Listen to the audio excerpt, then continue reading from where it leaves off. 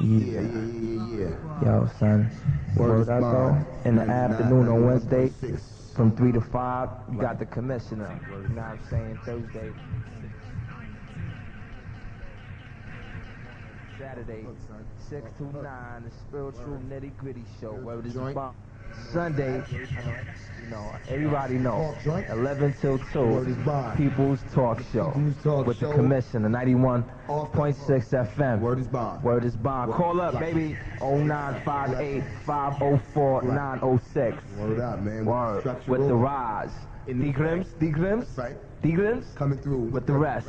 Grims. Structure Raj. You know what I'm saying?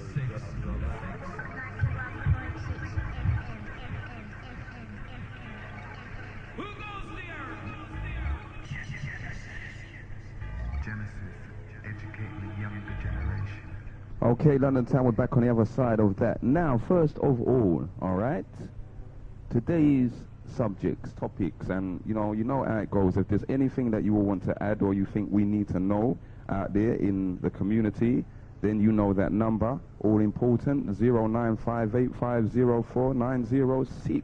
Okay, now, serious week this week. First of all, remember we had this brother that phoned up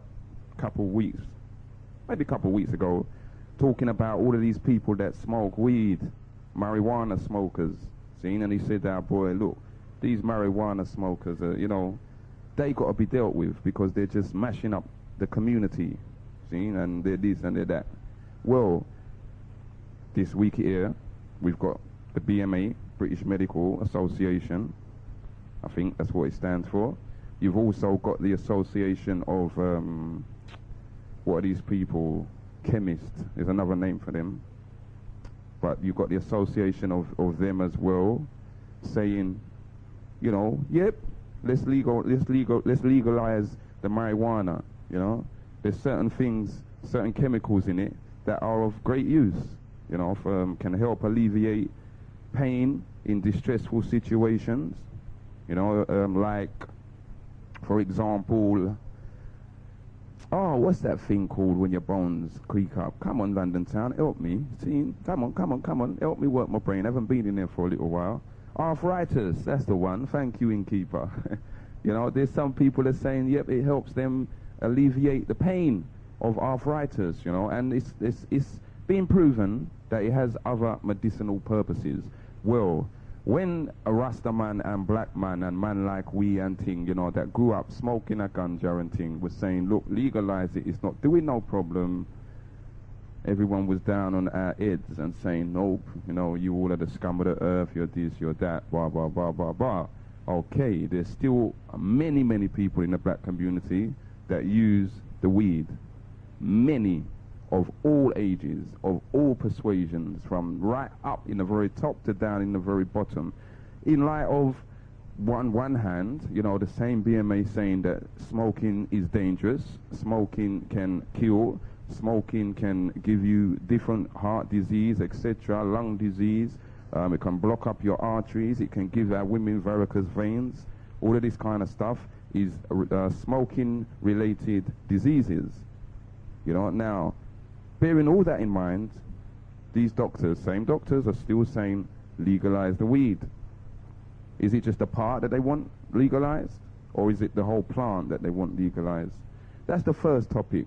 And I know a lot of you out there don't want to talk it, but come on, this is the People's Talk Show. And it's time to hear what you all got to say. What do you think about that? Should it be legalized? Are these doctors out of their head? Are they just falling into line after so many years of people, you know what I mean? We've had singers, the greatest of singers. We've had Peter Tosh. He dedicated a whole album, dedicated a whole album to the legalization of ganja. You also had man like Culture.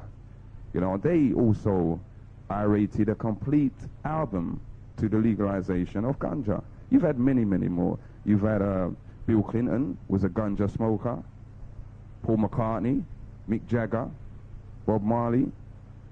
Come on, let's think of a few nearer home. If you can think of any, let me know. And if you all do smoke weed, come on, tell me about it, justify it. Why is it that we got this addiction to weed? And has it progressed you onto drugs? Has it led you on to crack, cocaine, anything like that? You know, what they call heroin, Charlie? You know, have you progressed from smoking marijuana onto that? What about, again, you know, I've heard as well, you've got some rusters in the community, families, and I don't want you to have me up for this because I've had personal experience where they will give their children ganja to smoke as young as 7, even younger in some cases. Some of them as babies will blow the smoke into their face. What have you got to say about that? If it's wrong, someone phone in and let me know. 0958 504 906. That's topic 1. We also have topic number 2, bullying. All right, I want to talk about bullying today. Are you subject to the bully? Are you getting bullied at school, at college, children? Is anyone taking out their aggression on you and making your life miserable day to day? You know, give us a call if that is the case. We want to try and break down this idea of bullying. Why is it done? Now, bullying goes right across the range, from the smallest in the little nursery, the primary, the secondary, the college, the university, the workplace, and even the home. Bullying, okay? I want some feedback on that, London town. Now, again, in the same with the bullying for a minute. Remember, and this is, you know, a bit tongue-in-cheek for you all as well, Holyfield and Tyson fight. Part 1, you know what I mean? Tyson got beat, good and proper. Me personally, I knew he was going to get beat from the word off. I backed it all the way because of certain statements that had been made. Anyway, Holyfield on the night done the biz. Fight 2. Now, enough of us paid our, what is it, £10, £11, Sky, whoop, whoop, whoop, to get the fight. Zoomed straight into our yard, front room, bam. Did you see it? Now, for all of you that did not see it, I'm going to tell you briefly what took place. Holyfield came out, whoop, whoop, gave Tyson a couple shots to his head. Tyson realized he was on a loser. Whoa, no, whoa, go back. Let's start at the beginning. Tyson and Holyfield came up to each other in the ring. You know when they come up to each other and they, you know, the referee says they want a clean fight, no biting, no gouging, no spitting, no rear. And Holyfield looked at Tyson. And Tyson looked at Holyfield for a brief second. And personally, in that second that he looked at him, he lost the fight. Tyson lost the fight in that second that he looked straight into Holyfield's eyes. Bam, anyway. And I know there's some of you out there saying, you're talking rubbish because you all are, you know what I mean, dedicated Tyson fans. Anyway, this is what I saw. And you might think I'm a bit biased, but you can put me straight if that's the case. We're still dealing with the bullying, though. You know, now Tyson was built up. The media, Don King, the whole camp, everyone has got to take responsibility for this. All of them people that made a quick buck out of this brother built him up as Mr. Invincible, Mr. Brad, Mr. Universe, ultimate Brad boy, lick off at it anytime kind of attitude. Iron Mike Tyson, that was his name. Iron Mike Tyson. Yeah? Would you know what Iron Mike Tyson done in his last fight with meek little Holyfield? Iron Mike Tyson got out his Iron Mike jaws, me, and sunk his Iron Mike teeth into Holyfield's ear and took out a piece of his ear. I'm sure you all saw the papers and you heard it and whatever. He took out a piece of the brother's ear. Holyfield jumped in blue murder, you know what I mean, screaming and hollering, pain, blood streaming from his ear, back to his corner, bam. Referee says to Tyson, do that again, and blah, blah, blah. Tyson came out. And guess what? He missed the second one. In fact, if you watch the tape good, he missed the second one. But he caught him again with a third bite on the other ear. You know, now, I don't think anyone could believe it. Anyone that saw it was just flabbergasted. You know what I mean? Dumbstruck. Didn't know what to say. You know, now look at this. On the subject of bullying, this man was hyped up. He was taken up, right up to the pinnacle of all heights, where he, in fact, believed the hype that was following him. And he just kind of went over the edge on the night, London town. He went over the edge. he ended up biting Holyfield, Evander Holyfield, twice in both ears, and then afterwards moaned about he was getting head-butted. That's why he done it, and started telling everyone out he's got a wife and he's got a family, and it really was pathetic. You know, if you're going to go and do something like that once, you can apologize and say, yep, I lost my cool twice. Something's wrong. You know, something is wrong. So, bullying, okay? It starts off small. It starts off sometimes with the bully believing their own hype, that they're a bad boy or they're a bad girl or whatever. There we have a classic example of how it can go. And, you know, for my part, I honestly believe if Mike Tyson had an instrument or a weapon of destruction in his hand at that particular time, we'd all be mourning Evander Holyfield right now. Because I honestly think he just lost it. He just went completely over the edge. You know, 0958504906. Are you a victim of a bully? You know, and bullying isn't just physical. Enough people bully others with their mouth. Now you find this particularly amongst adults, in the workplace, in the general environment. You know, people use their mouth and bully other people. You know, well, if you are subject, if you have had an experience like that, how did you cope with it?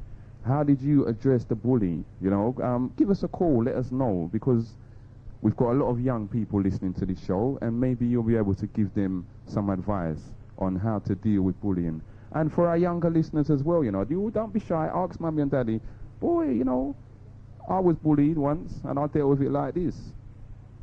And what about you parents who have children that are bullying? You know, is it a sign of them being bullied at home and then just coming to school and taking out their aggression on the weaker ones? You know, but is it because you're bullying them? And remember, it doesn't just have to be with your fist or your foot. It could be with your mouth. It could be with your age. Some people use their age to bully others. We want to hear some calls. 0958504906. And we also have, very stressful, remember this geezer, pedophile, that was, they was going to release him. And he said, if you release me, I'll offend again. Don't release me. Okay?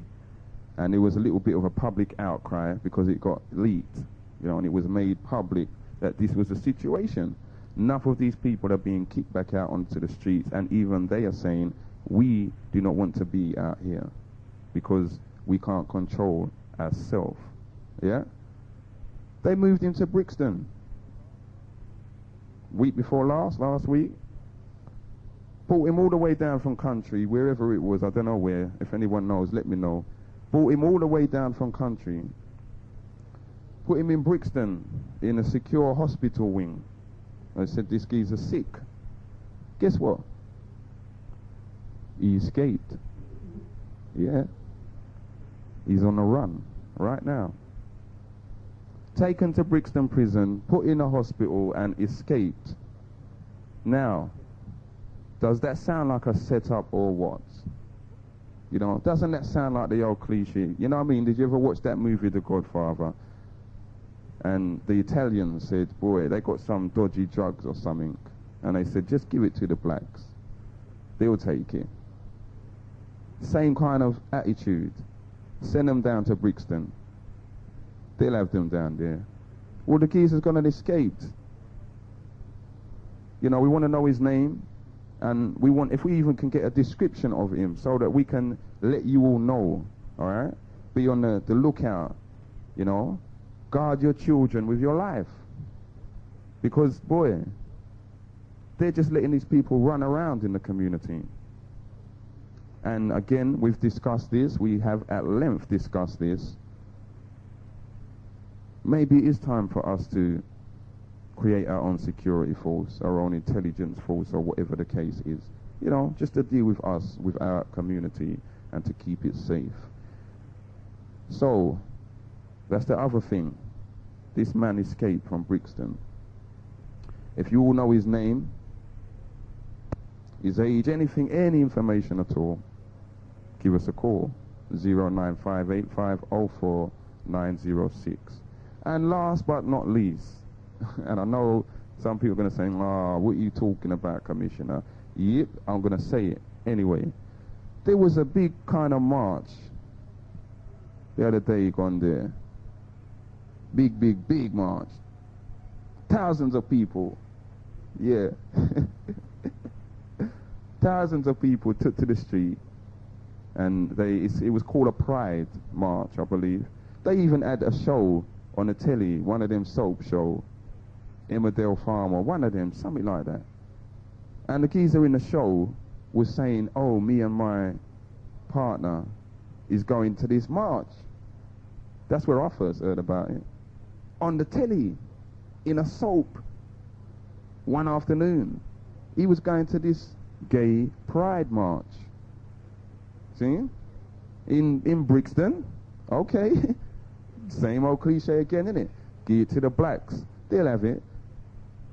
Congregated in Brixton and done their thing. Did you know, London Town, that the London borough of Lambeth is one of the largest gay and lesbian communities in the whole of England? It has one of the largest gay and lesbian communities. They're coming in, they seem to like to come around black people for some strange reason.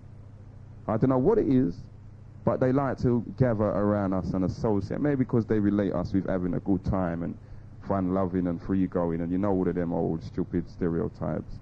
Anyway, boy, enough of them was down there. And you know what was the amazing thing? The amount of black men and women there out on the day marching with their pink badge. I think it's pink. Is it a pink triangle or something like that?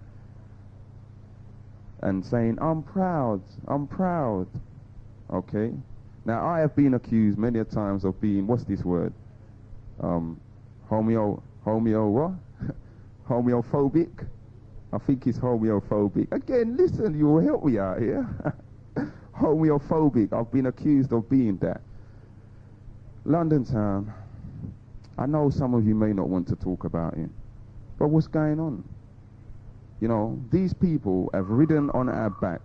They've gone, when they brought out this equal opportunities thing, they linked them up with us. And look now, they got more rights than any one of us. Good morning, you're in tune to Genesis 91.6 FM. What's your name and from where are you calling, please? Good morning, Genesis. This is Coolie from Camberwell. How you doing? Greetings to you, Commissioner.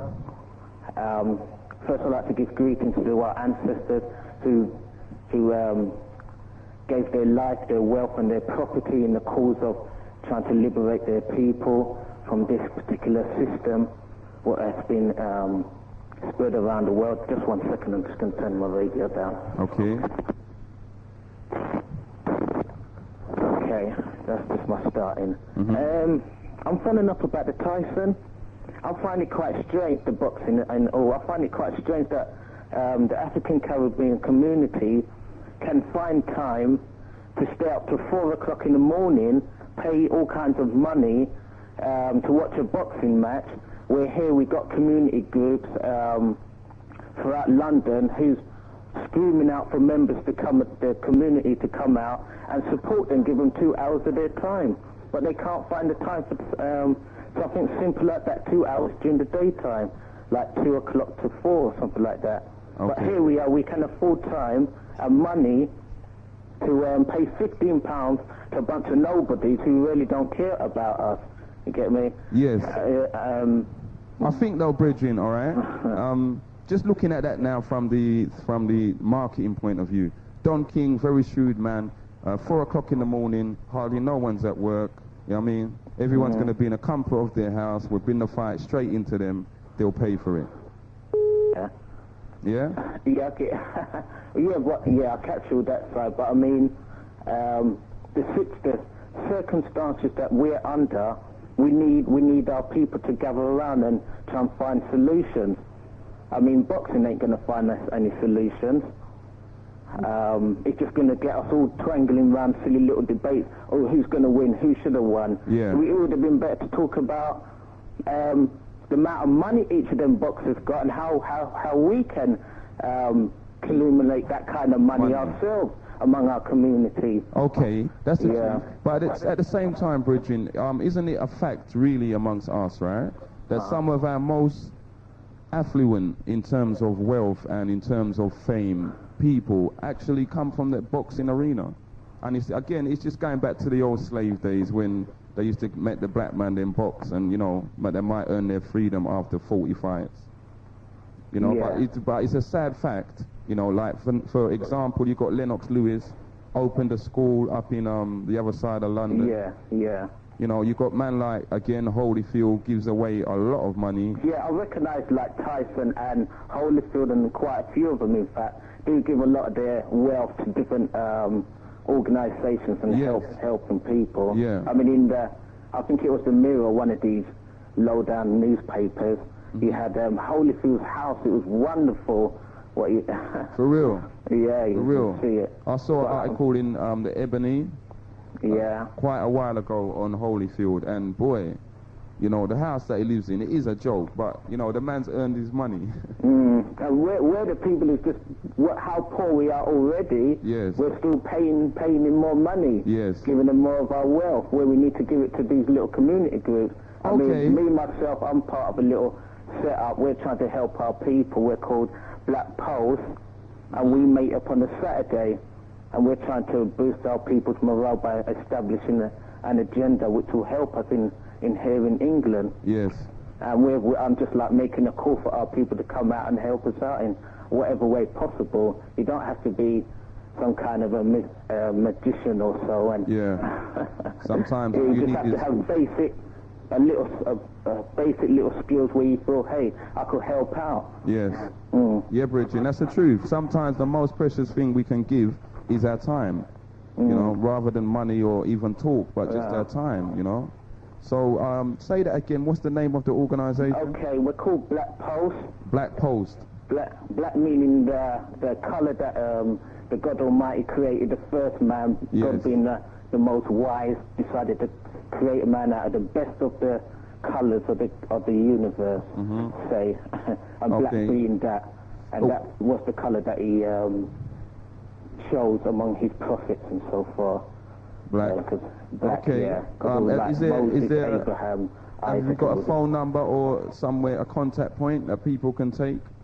Okay. I would have to leave that afterwards. All right, Bridget. Well, if you want, even if you want to give me a call a little bit later on. Yeah.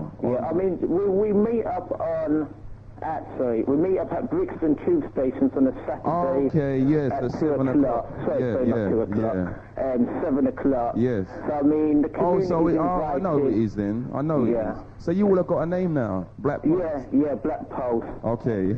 Pulse meaning the beating that we're prepared to go forth and help our own. Black, as I said already, the colour of our people, the colour that God chose to put his covenant into. Sorry, got that right. All right, Bridget. All right. Enough respect. Yeah. And just to tell men to behave themselves, not to be dilly-dallying with women, by thinking they could just go from this woman to the next woman and be playing around here and there. That's not accepted. Yes. From like a God's point of view. Yes. Yeah. All right, Tell them to keep their duty. Okay. We hear that loud and clear. Thanks for the opportunity. First time I phoned up. Well, thanks, first time caller, and you keep it locked, all right? Yeah, and you. Peace. One love. One love. Richard, for that phone check, did you hear that? Men, what he said to you? Stop going from one woman to another. You know what I mean? It's not acceptable in God's sight. So, you know, something for us men to chew over. Now, 0958504906. Give me some more phone checks, or, you know, if you want anything, you got anything to say, you know the number. You can just pick up that phone and give us a bell. And as I said to you, I don't believe you all are out there and you've heard that this paedophile geezer has escaped from Brixton prison. And all of that, I've nothing to say. What? Is it just, you know, these things are so regular now in our community that it doesn't really matter. It's just, you know, they're talking about it today, but it will go away.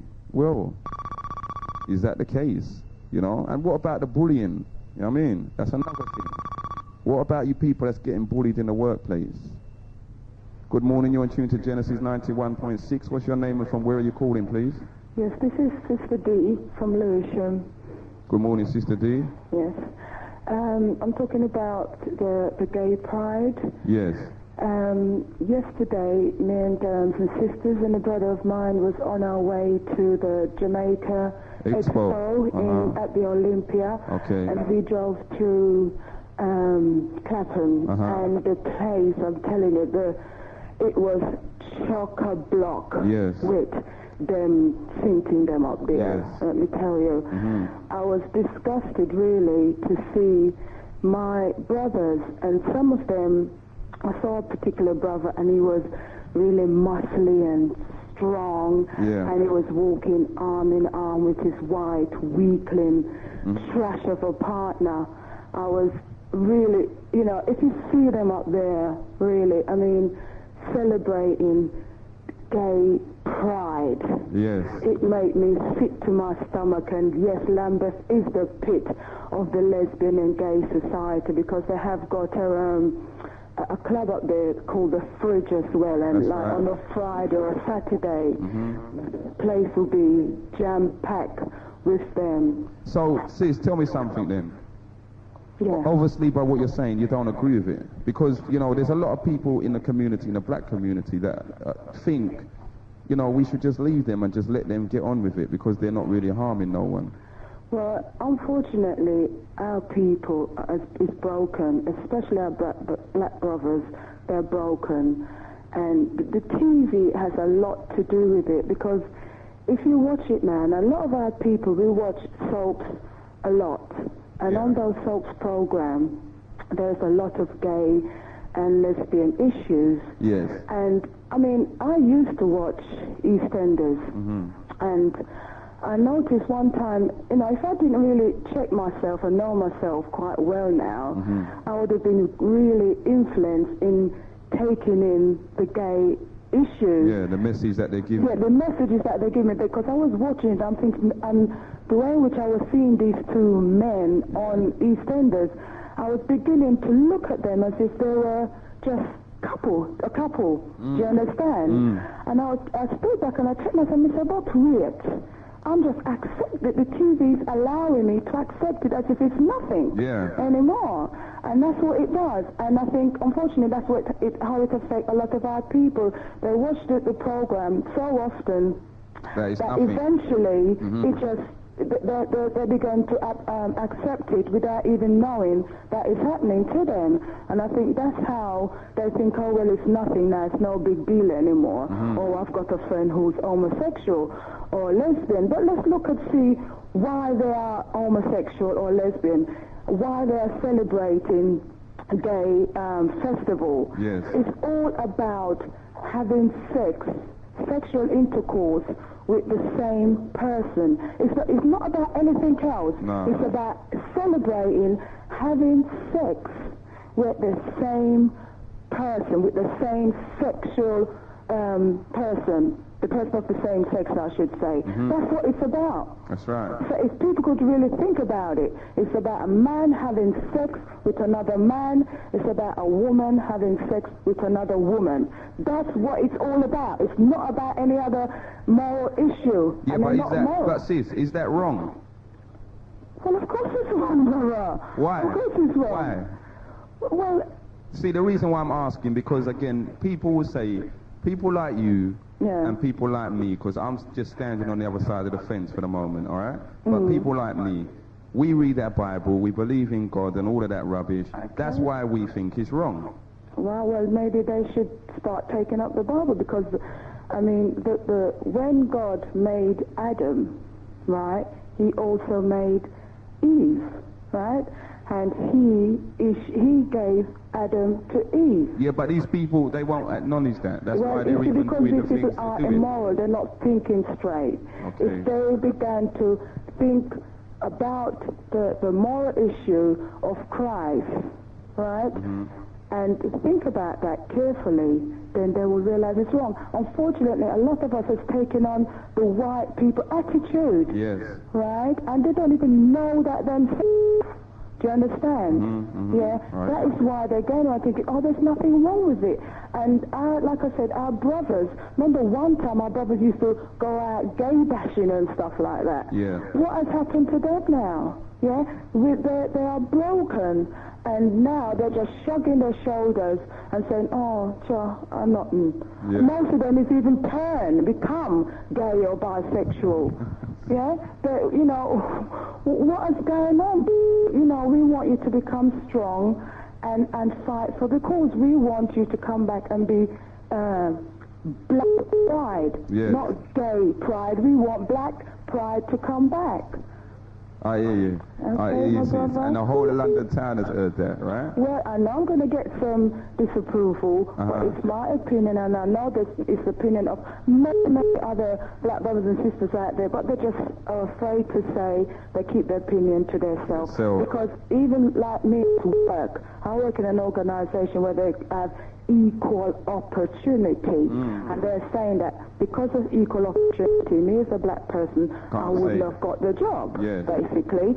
But the other thing is, there's wholly lesbian and gay in the organization. That's right. And you know, my opinion, I have to keep my opinion to myself. That's right. And most of the time, the brothers and sisters at work, they pretend that they're all for gay and lesbian. But when we're together, to go out at lunchtime or whatever, we talk about our disgust. But when we come into work, we have to pretend. So you're getting bullied. You're getting bullied in the work. Verbal bully, using the equal opportunity policy. Yes. And that's what they're using to bend us and shape us in their own way of thinking. Okay, now I wanted to say that, but I think you put it more eloquently than I ever could have, you know. But yeah, that's a situation where in a lot of the workplaces now, where especially our professional women are, because they got this equal opportunity.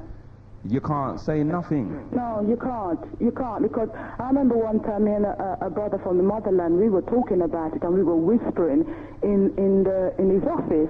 Yeah. And this white woman came along and she overheard us talking. And the brother was saying, oh, somebody on the management committee was a lesbian. Yes. And the white woman said, what's that got to do with it? What difference does it make whether you're a lesbian or not? And the brother, I mean, he was just embarrassed. He didn't say anything, and he laughed and pretended it didn't bother him at all. But I said to the white woman, but it's such and such a opinion. Yes. And she said, you haven't got no opinion when it's relating to equal opportunity.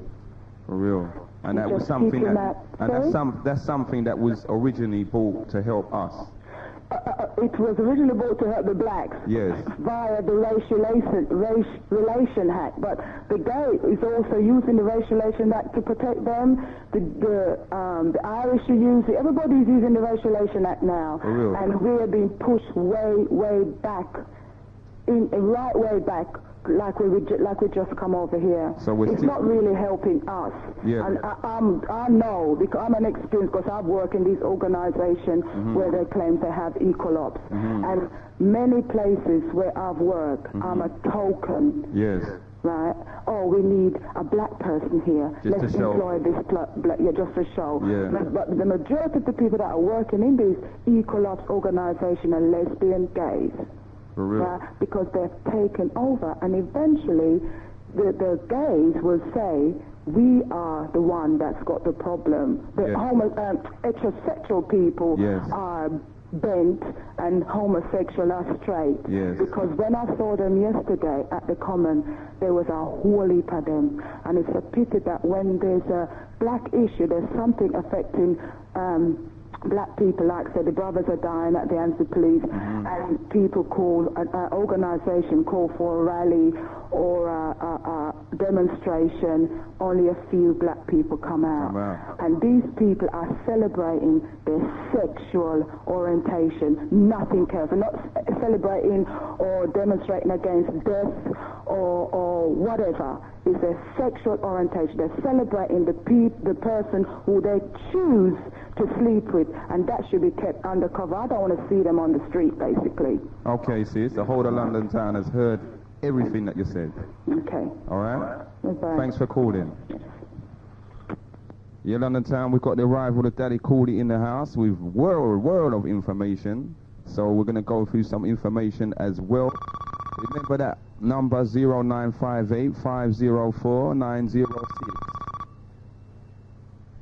Good afternoon, you're in tune to Genesis 91.6 FM. Well, in fact, it's still morning, so I say good morning. All right, brother, this is Ibrahim. I'd like to commend that sister and give a massive respect to that lioness. Where you phoning from, Bridget? Peckham. Okay. Yeah, I fully agree with what the sister says concerning the homosexual business and the things that that is carrying on with. I've denounced all their nastiness, all their, sodomistic behavior about man and man going with man, or a woman's taking a woman, and I fully agree with her what she's saying about equal opportunity and how they're using economics to try and force that filth onto the black community, telling us that the only way we can get a financial assistance in the black community is unless we adapt equal opportunity policies. In other words, we have to go against what we believe in for what they believe in, and they're going to make sure that financially we're affected, so to the point where black people, the black community lacks any kind of any economic resources in terms of finance to go and create independent means within our community. So we have to go to places like the council and other areas which uses our needs as a means for to enforce equal opportunities in terms of letting us to go and pick up the homosexual thing and under anything that we're doing. Like, for instance, if you're a black organization and you want to take in you apply for grants, they want you to go and have an equal opportunity policy, so that you have to incorporate, for instance, like if gay people want to come into your organization, you can't refuse them because the council then will hinder the grants. Okay, Bridget, is that a wrong thing? You know, because again, you're like the second person that's phoned and kind of you kind of voiced your opinion, right? In disgust at the act that these people are doing. It's now, well, this is what I'm trying to get from. I'm trying to draw the essence out of the black community. I want to know, why do you feel that it's wrong? Because there is no physiological or biological function for a man to relate to a man or a woman to relate to a woman, as a man does to a woman, for them to go and do what they're doing. And we define what is natural by nature. And in nature, we don't have animals of the same sex going with each other. You understand? If our ancestors were homosexual, we could never be here. Yeah. You understand? Homosexuality is racial genocide. It's racial and cultural genocide. You understand? So it wipes out your descendancy. It destroys the creative and the proactive function between a man and a woman. Yes. You understand? It's to be honest, it's an abomination. That's the best way to describe it, you know what I mean? And they can't go and put these huge rubbish about the gay gene rubbish, because we know that if that was true, then there would be a physical trait to it, or a purpose for, if they had like things like they talk about this rubbish about the gay gene because they want to go and make people accept that rubbish, there would have been a biological function for it. And we have no physiological function for a man to relate to a man. So therefore, it's unnatural. And they can't come to me and tell me that it's natural. And we know that they're trying to manipulate our mind to go and try and make us think that wrong is right and right is wrong. Because that's the only thing that filth to us. And people who accept those things, obviously, they're the people who's too frightened to go and speak out against those faggots. But, brethren, I'm one of those people. You know what I mean? I would denounce them in their face. I don't care where. You know what I mean? I don't care where it is. I denounce them. But at the same time, Bridget, all right, remember, these people have great power. Yeah, I mean, they just... Yeah, because... All right, hold on a sec. They showed it, okay? Remember Buju brought out a tune, and all right? Now, the power that these people had is that they actually made the record company retract it. You know, they actually made the brother had to stop singing that particular tune. Well, look at this, right, then, right? And look how long ago that was. Okay, yeah, but look at that, right? That was, those faggot people. You must remember, right, that they, like you said, I think one of you lot said one time that 40% of white men are homosexual. Yeah. Right? And if white people are controlling the economic market, or a dominant force in the economic market, obviously, they're going to use their faggotness with their, with their economics. And so, therefore, they're going to try and encourage and sodomize as much of the world as they can. You understand? Because these people don't just contain their faggotness to Britain. They go to other places like in Africa and India and China and any place they can go and try to introduce faggotness, right, as part of their, if people want to go and, for instance, like get a job from them or thinking that they see a man, they might like him, and then next minute he's telling them to bow down.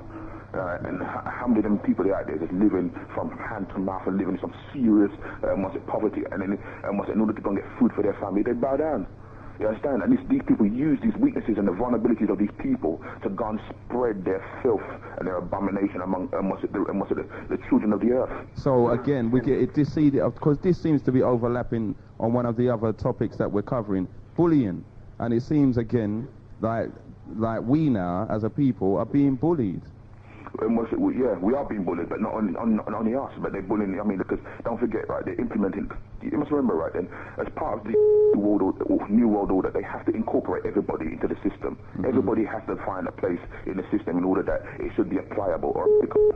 You understand? And it can't be applicable if, for instance, if you find different factions don't want to participate because of that. Yes. I mean, don't forget, some of those feministic ideologies is that there should be no differences.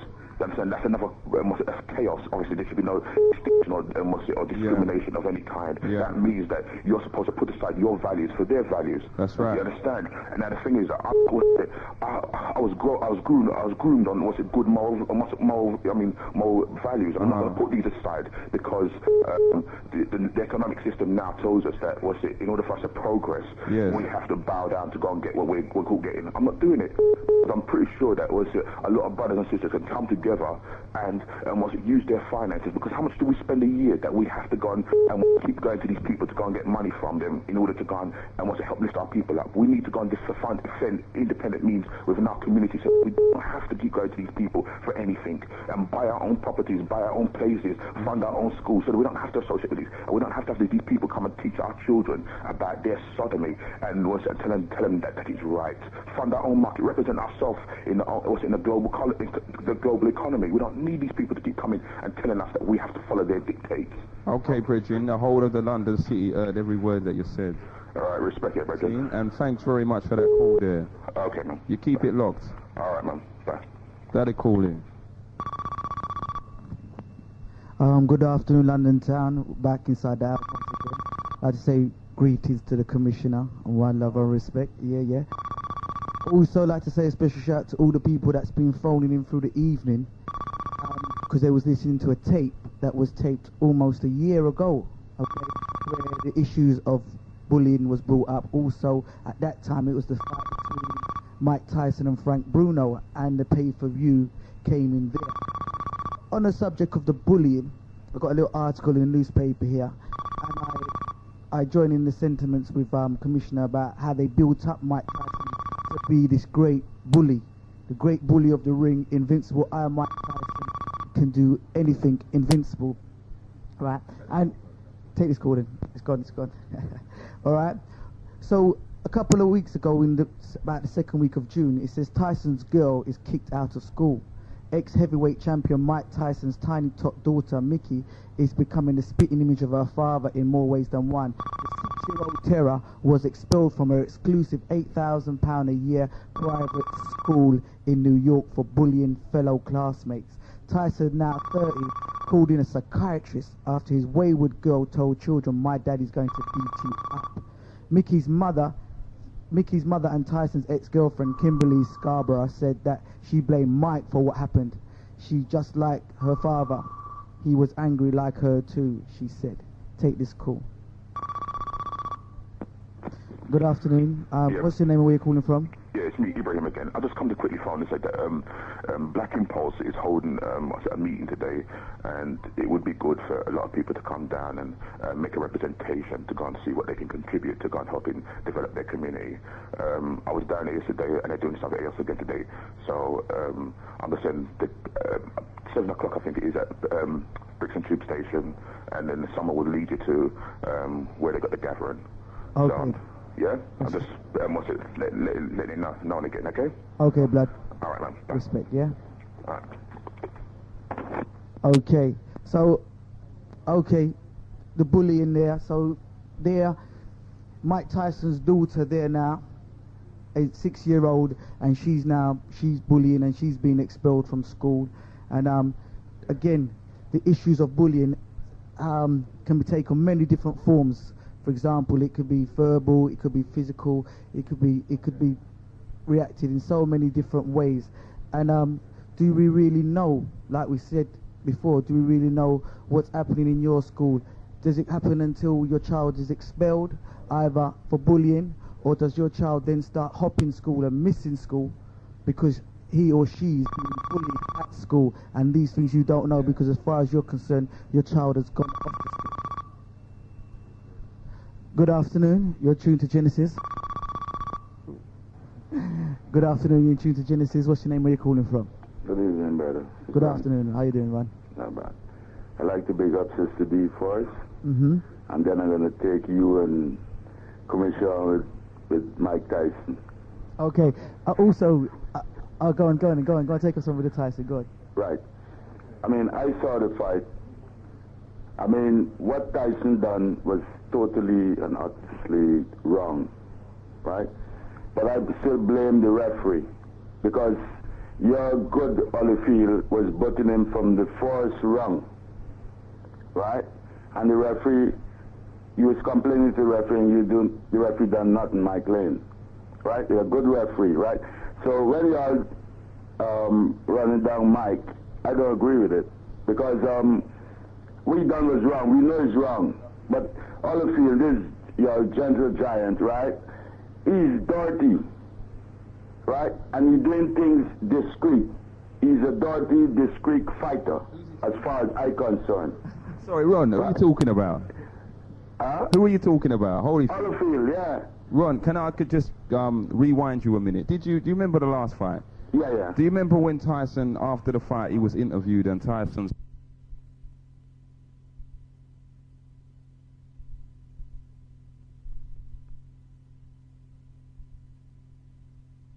He said that that's part of the game, see? Yeah. And they go into the ring expecting that. Yeah. So now, when you're saying that my brethren, Holyfield, is a dirty fighter, all right? Yeah.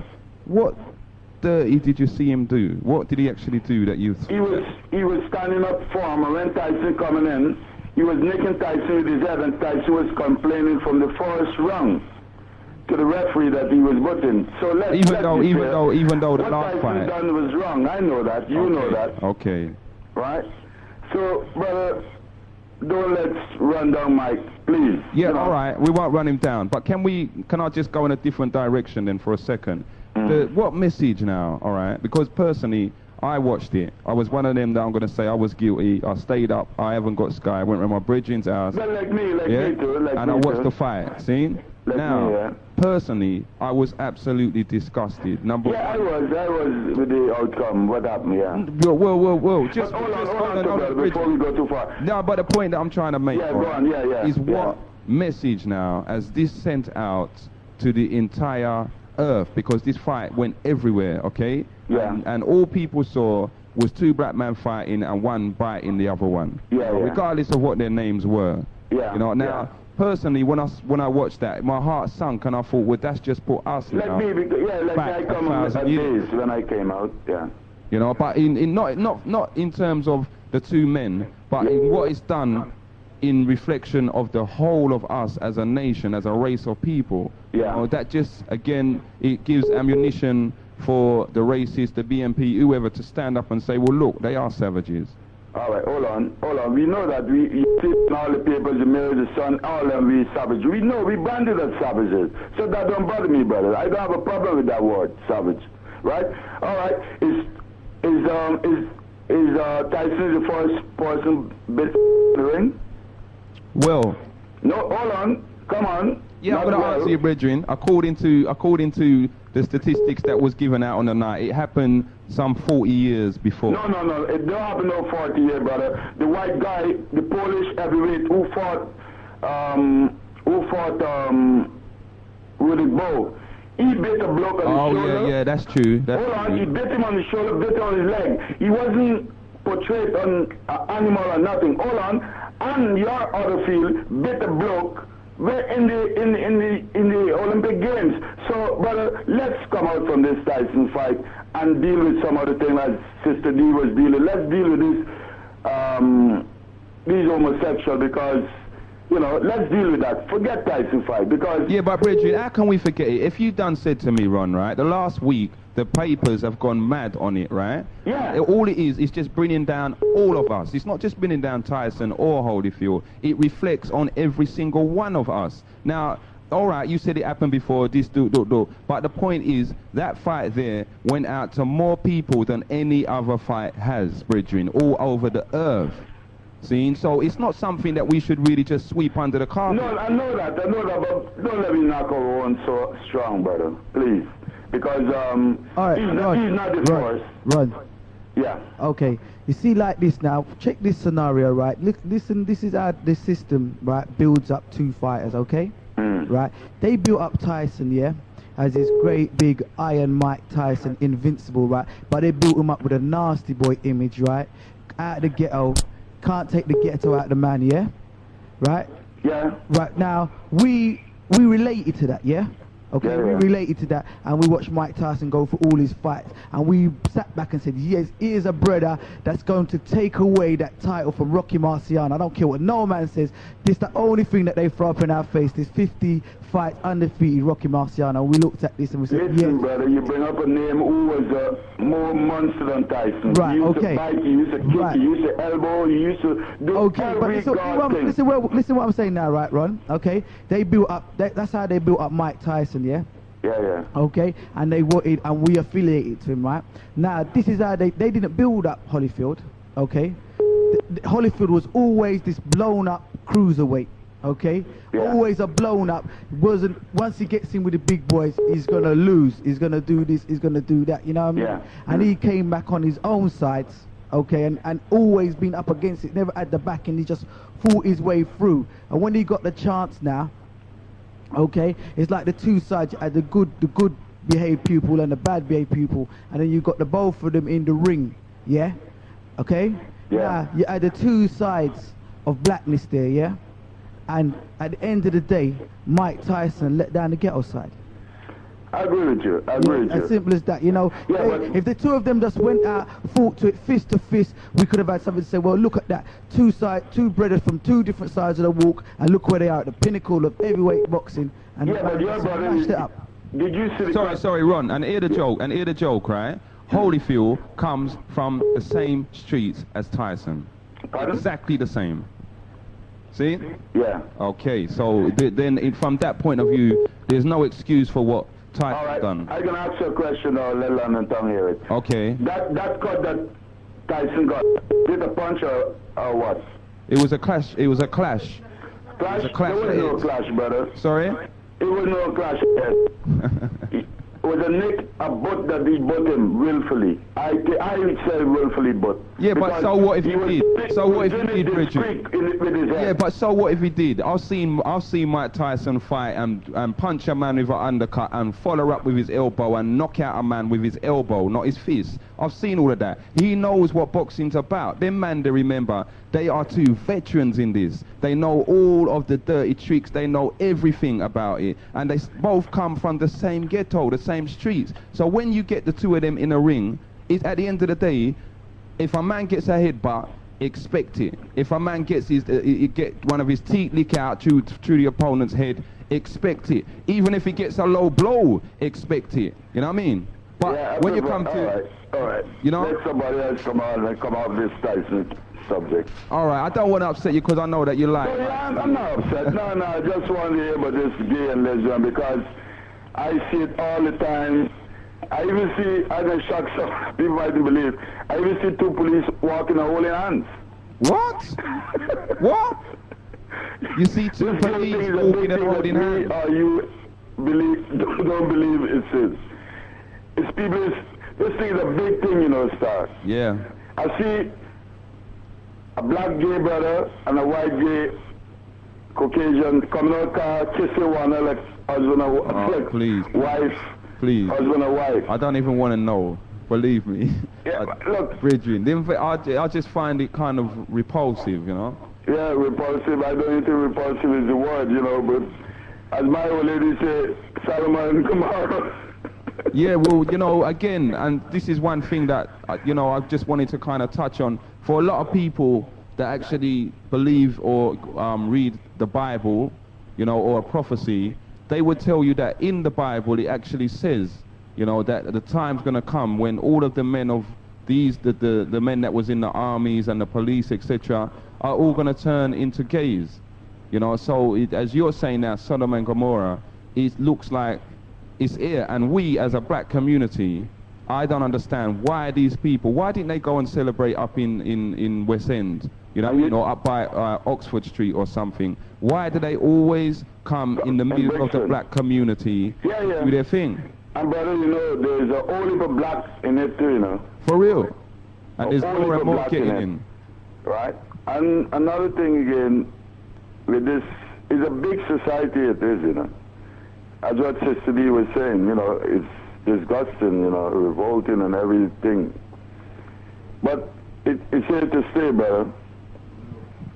It's here to stay. And before I go, I heard you were saying, you asked two, the Holy Caller, Sister D and the other brother there, that if the thing is wrong, why are you asking them that question if the thing is wrong? Because as I don't want to go in this Bible or this thing. Man was made for woman and woman was made for man. Let's keep it simple. So why were you asking them this question? Yeah, because Bridget, you see that what you just told me there, that I know you said you don't want to go into the Bible, but what you just told me there is coming from the Bible kind of. Yeah, but these are I myself and my old lady, even we talk, when I'm speaking to her, you know, about certain things, she always come up with, you know, there's a... Yeah, but as you know, right, we've kind of, on Genesis especially, the Bible's been stripped down, and certain people will tell you categorically that that's been used to enslave us and blah, blah, blah, and all kind of thing. So why now would we take out just that one piece that says that the act that these people are committing is wrong, and leave that and adhere to that? Why would we do that? Well, somebody else would give you the answer. Okay, Bridget. Right. You know, that's the reason why I'm asking everyone, you know, that comments on that. If you say it's wrong, then, you know, we want to know why. Why do you say that it's wrong? What is it behind it? Why is it wrong to the black community? Not the black community, the gay community. No, I'm saying to us now as black people, you know, we find this thing wrong. You know, many of us. The certain part of the black community is in it. For real. For real. You know, so you don't say why is it wrong for the black community. Certain part of the black communities, you know, they're well strong in it. Yeah, but that's a very, very minor percent of our particular community. They're just, as you know, a previous caller said, like they just follow fashion and they're getting into this now. It's not, I wouldn't say in our particular community, amongst us as a people, that there is a very high percentage of it. Maybe I'm wrong. No, very, very high, brother. You're not wrong. Very, very high percentage of it. Okay. You'll be, all right, Bridget. Right, all right. please, Well, yeah. you know, if anyone can give further information on them statistics there, I know you're listening still. Yeah. Thanks for calling. Yeah. Take care. Yeah, London Town, don't forget, you know, we've got some other subjects, you know. How comes none of you people are phoning up about the weed? Huh? How comes none of you people are phoning up to tell me about the weed? I said the BMA had said make the weed legal, all right? I gave you some names of some people that was caught with weed. Give me a call. Good afternoon, you're in tune to Genesis 91.6 FM. What's your name and from where are you calling, please? Good morning, this is the High Priest Commissioner. Yes, High Priest, how are thou? Greetings, I'm very well, thank you. Let me just put off this washing machine here.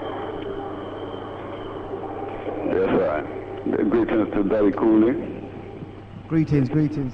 Yes, about the gay business and the weed business as well. Okay. I'll just cover both of them, yeah? Yes. African people believe that the act of sex is a divine act, and that the Creator is both male and female, but at the same time neither male and female. And that when two people, a man and a woman, engage in the sexual act, they become one being. They become an image of the holistic totality of the Creator. And therefore, the purpose of that act is very spiritual, and it results in creating new life. And that is the main sole purpose of the sexual act. Okay. Let me interrupt you for a second there, brethren. We live in a society now where you can go in a shop practically and pick up a baby. You can get a baby to order. You know, both people are working. They don't need the complications of even getting pregnant. You know, so that's the excuse of some of these men. You've got these gays, even it's legal for them to marry in certain parts of the world. And they can, even here in England, a gay couple can adopt a child and bring up that child as though they were one big happy family. So the situation is completely different. Yes. You see, the thing is, we've got to remember that because God wanted us to populate the earth and recreate ourselves, yeah, in order to live forever on this earth, He made the power of sex, He made it very, very, very powerful indeed. And therefore, when you live a life that is not spiritual but only physical, that power of sex dominates nearly everything that you do in society. It dominates the way you think, your whole psychology, and you can misuse it just like everything else in society can be misused, just like the weed can be misused and so on, yeah? Sex is also misused, especially in this capitalist, materialist, racist society that we live in. The sex is misused and degenerated in all kind of different evil forms because we're not living a holistically spiritual life. Okay.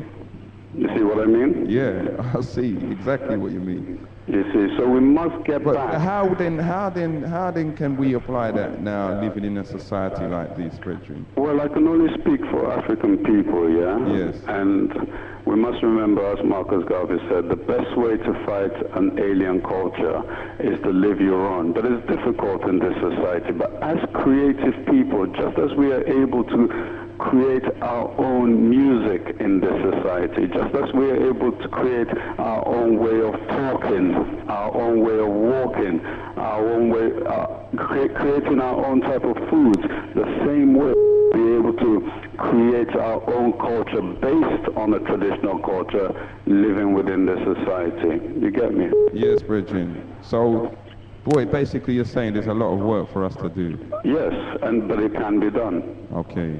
Now, going on to the weed now. Yes. Same thing. Africans knew and practiced herbalism as part of our overall religion and way of life. Herbalism was very important, the magical power of herbs. Now, it was well known in Africa that long ago that the healing power and spiritual power of marijuana, of ganja, so-called ganja, we had all kinds of names for it. Even the kings, for example, the kings and the elders in Swaziland, before they hold any important court, they would smoke marijuana in order to create that spirit of peace, harmony, and oneness, to be able to judge properly and to make important decisions for the state.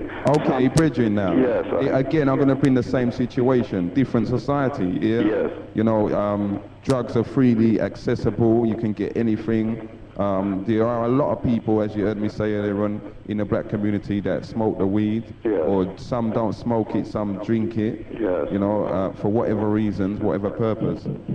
Now, it's a different environment, completely different. It's a completely different way of living. You know, a lot of people smoke weed now when they're winding down after work, you know, for completely different reasons. Some people just smoke it occasionally at weekends. You know, some people smoke it throughout the whole day. From the time they get up, it's the first thing they got to have in their mouth. Yeah. You know, so again, it's the environment has just made it completely different here. Exactly. The thing is, in this society where there's a lot of pressure and a lot of tension, especially for black people, there are three which we feel we can escape from all the racism and so on and so forth, only because we're not in touch with our spirituality. And those three main ways are sex or sexualized behavior, music, or smoking the ganja. Yes. You see, and those are the three main ways we find that we can use to escape the pressures that we face, the particular pressures that we face as African people in this community. But if we went back to our way of life, we'll be able to use all these things in their proper context. The weed should be used as a medicine in its proper context. Whether you smoke it or drink it is the same thing, because it still enters the bloodstream. You see what I mean? So when we return, when we try to go back to living a holistic way of life, we'll be able to get rid of this sodomy. We'll be able to get rid of child abuse. We'll be able to get rid of black on black crime. We'll be able to get rid of misuse of drugs. For real. For real. Yes, bro. Okay. Big up 91.6 every time. All right, likewise. And say yow's up to the whole family. Yeah, one love, yeah? Take care, Bridget. One love, Daddy Coolie. Yes, one love. Okay, also remember, we got other bits of information to give you out today, and the subjects that we're talking about today is bullying in the schools. Okay, we're also mentioning about the gay and lesbian march that took place in the heart of Brixton. The paedophile this is the same paedophile that we mentioned weeks ago that said if he escaped, if they let him out, he would commit the same rape again. Okay, but they didn't let him out, but they put him in one of them psychiatrist wings or whatever, but he was a free and able to walk in and out as he liked, and he walked out. Okay. Also, I mentioned the bullying. What was the other subject again? The drugs. Yeah, we talked about 2 weeks ago was the last time me and Commissioner was inside the house, and we had the last bit of conversation we had was a nice heated about weed. Okay, and from that we received a letter from a young lady in and out there in the capital. She sent us 2 pieces of clippings from the paper, and she said it was very surprising after she heard on Genesis talking about the weed that, you know, she does a look through the newspapers, and lo and behold, there was an article on the weed. So she sent it in. We're going to read it out. You want to read it out, Commissioner? Okay, we're going to run through this quick. The Guardian, 27th of the 6/97. All right. Marijuana could be a gateway drug that primes the brain for dependence on the harder drugs, scientists say in a report published today. 2 groups of researchers wrote in the US journal Science that the active ingredient in hemp cannabis does its work in the same region of the brain and uses the same triggers as heroin. This region, known as the limbic system, is where the addictive drugs nicotine, cocaine, and amphetamines are most active. The research is bound to provoke controversy. Although marijuana is illegal, its use for recreational purposes is widespread. Health agencies are also taking an interest in marijuana's medical properties. There is archaeological evidence that it was used as a midwifery aid in Stone Age societies. The Victorians considered it a useful painkiller. AIDS groups in San Francisco have effectively cleared its use for sufferers, and scientists report its value for quelling nausea during chemotherapy and in relieving the torment of multiple sclerosis.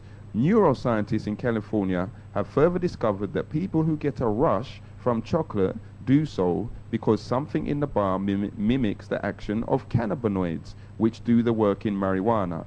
Many campaigners argue that the drug could safely be made legal, but a Spanish-Californian team and an Italian group tell a different story in Science. The Madrid La Jolla group gave rats daily doses of a synthetic cannabinoid and then made them go through withdrawal.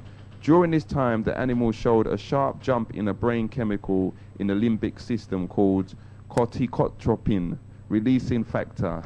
This is what makes alcohol, cocaine, and opiate addicts suffer when they undergo a cold turkey cure.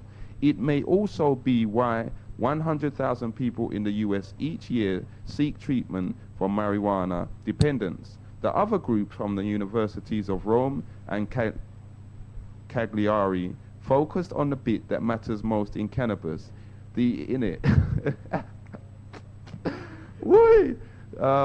sorry, London Town, that it could just give me a couple joking. The ingredient, oh no, the ingredient tetrahydrocannabinol, or THC, it dosed rats with heroin, THC, and a synthetic cannabinoid. It discovered that although the cannabinoids have their own receptors or triggers in the brain, the drug pulls the same levers as heroin. Although our results do not provide direct evidence for a causal relationship between cannabis and heroin use, it says they are nonetheless consistent with this possibility. So at the end of the day, what they're saying is there's a possibility that if you are on cannabis, you will end up taking heroin and harder drugs. Now, I wanted to say on that as well, I know a Rasta, Bridget, see, and he eats weed. He makes salad, and his salad is made out of ganja. Doesn't smoke it, occasionally drinks it, but he eats it. This brother hasn't got an ounce of fat on him, and he's as strong as an ox. I don't understand it. 0958504906. Okay, and you can also see why I gave Commissioner that letter to read, because them big word there, you know, drug, cannabis, you know, and anyway. Okay, so yeah, we had an EE discussion the last part of 2 weeks ago, and me as a non-smoker, you know what I mean, and we said we'll talk about the subject of drugs and why it's kind of taboo out there with us, because so many of us smoke it, so we don't really want to discuss it, you know, really and truly, you know what I mean. We just get on with it, okay? The bullying in the schools is like, say, well, again, we're hiding again from that subject now. There is no bullying in schools. I remember like a year ago with X amount of expulsions. The expulsions were radical, quick. Our black youths were being kicked out of school, and the excuses were being used like bullying, misbehavior, disorders in the classroom, etc., etc. We get, again, there was a spate of suicides where young children were actually killing themselves because they were victims of bullying at school. Okay, forms of bullying can be many different forms as well. I mean, some bullies are very clever in their guise as bullying. Some bullies take on the guise as a protector. But in order of the protector, the person now to feel safe has to either do this person's homework or give this person certain pocket money or their sweets, but they're not directly bullying them because they are on a friend guise. Okay, the violence in the schools between the young children and the teachers now is increasing, i.e. the children and pupils are now bullying the actual teachers since they've abolished caning and corporal punishment in the schools. They're saying that the schools now are uncontrollable, it's mob rule and certain things and ting and ting, and now that they're I'm not listening to Commissioner ting and ting. Also now the Labour Party have got in, they now want to kind of revert back to the old ways and bring back in the corporal punishment and also bring our youth, as they say, in hand. They're now recognising the fact that some of our youth are a problem, you know. So we're going to discuss these subjects here, and like I said, we've got information here also sent in by you, the listeners. And if you wish to send in information to Genesis, remember the mailing address is Lewisham Way Youth and Community Centre, or 138 Lewisham Way, SE14 6PD 0181 692-1577. And also would like to commend all the up and coming organizations that are springing up where people are affiliating themselves with each other for the betterment of themselves and for their fellow man. Take this call's gone. Alright, before I read out our next piece of information in. Okay, we got a letter cut from the Newham Saturday School, okay? Youth Education Development, age 5 and over. The concept of Newham Saturday School believes that education is man's most important enterprise. Especially our goals is to foster intellectual growth through the systematic analysis and objective evaluation of subjects in the student's area of interest. Can take this call. Good afternoon, you're in tune to Genesis. What's your name, where you're calling from? Good afternoon again, Brother Coolie. Good afternoon. Have you any information about the little girl with the bus conductor who raped the little girl and the little girl who was raped at the bus stop? No information on that? I don't know anything about little girl raped at the bus stop. No, I didn't get no information about that. A few weeks ago. 2 weeks ago, okay. Yeah, I think it's talking. You're talking about the sister up on her way to school. School, yeah. Yeah. And the other bus stop and the other bus driver incident. Nothing. Yeah. Okay. Well, the sister now up at the school. Her dad actually came to one of our meetings, you know, and like big up and said, you know, enough respect to everyone for the support and that, you know. But his daughter right now just, you know, is just coping with it and just coming through, you know. In terms of any other information, no, we haven't. We're still waiting. Okay, he also said that the police are not forwarding no information to him because in fact if information comes to him, he would then take that information and go and do the business himself. Because forget, eliminate the police. Don't worry about the police. And put himself in trouble. So if there's any information out there, if anybody knows anything, again, we'll get it to him. You know what I mean? But I would do the same thing if anybody shot my daughter too. I don't bother with the police. The police don't do anything. I think you have to do it his way, and his way is the only, I think, is the best way. Yeah, they're not giving him no information on the investigation because they said if he finds out the information or if he gets the leads, he will then take the matter in his own hands and then he'll have a problem with the police himself. Well, the problem, I agree with him if you have the problem. I will take the problem myself. Sue the police. Yeah. Okay then. And at the same time, Bridging, the other case that you brought up, the bus people incident, the sister actually phoned us not long ago. I went and met her last week, I think. Actually met the mum and her child. She explained the situation, gave us some more information. She was getting a lot of hassle again. The police were just not forthcoming, didn't really want to know, not really concerned because it's black on black. Well, I don't want to deal erase card, but you got a deal erase card. That's what the police do, black and black, because as we straight so far, there's 4 murders in Brixton, right? Yeah. In less than 300 yards. Let's put it 400 yards. Yes. Right, from the, I don't even think it's 400, from the police station. That's and right. You want to tell me not one body being happened? No, nothing's been solved. Nothing been solved?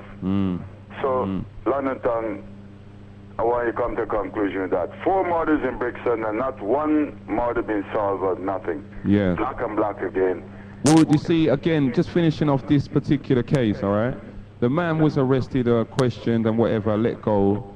The police did actually say that he seemed to be like he's gone through it before because he knew the ropes and he knew exactly what to say and what to do. Anyhow, the sister went and got sought different legal advice this time, got someone different to represent her, and I'm pleased to announce that the man has now been rearrested, you know, on the work that her solicitor has actually done in trying to just apprehend him and bring him to justice. You know, so the situation there is ongoing.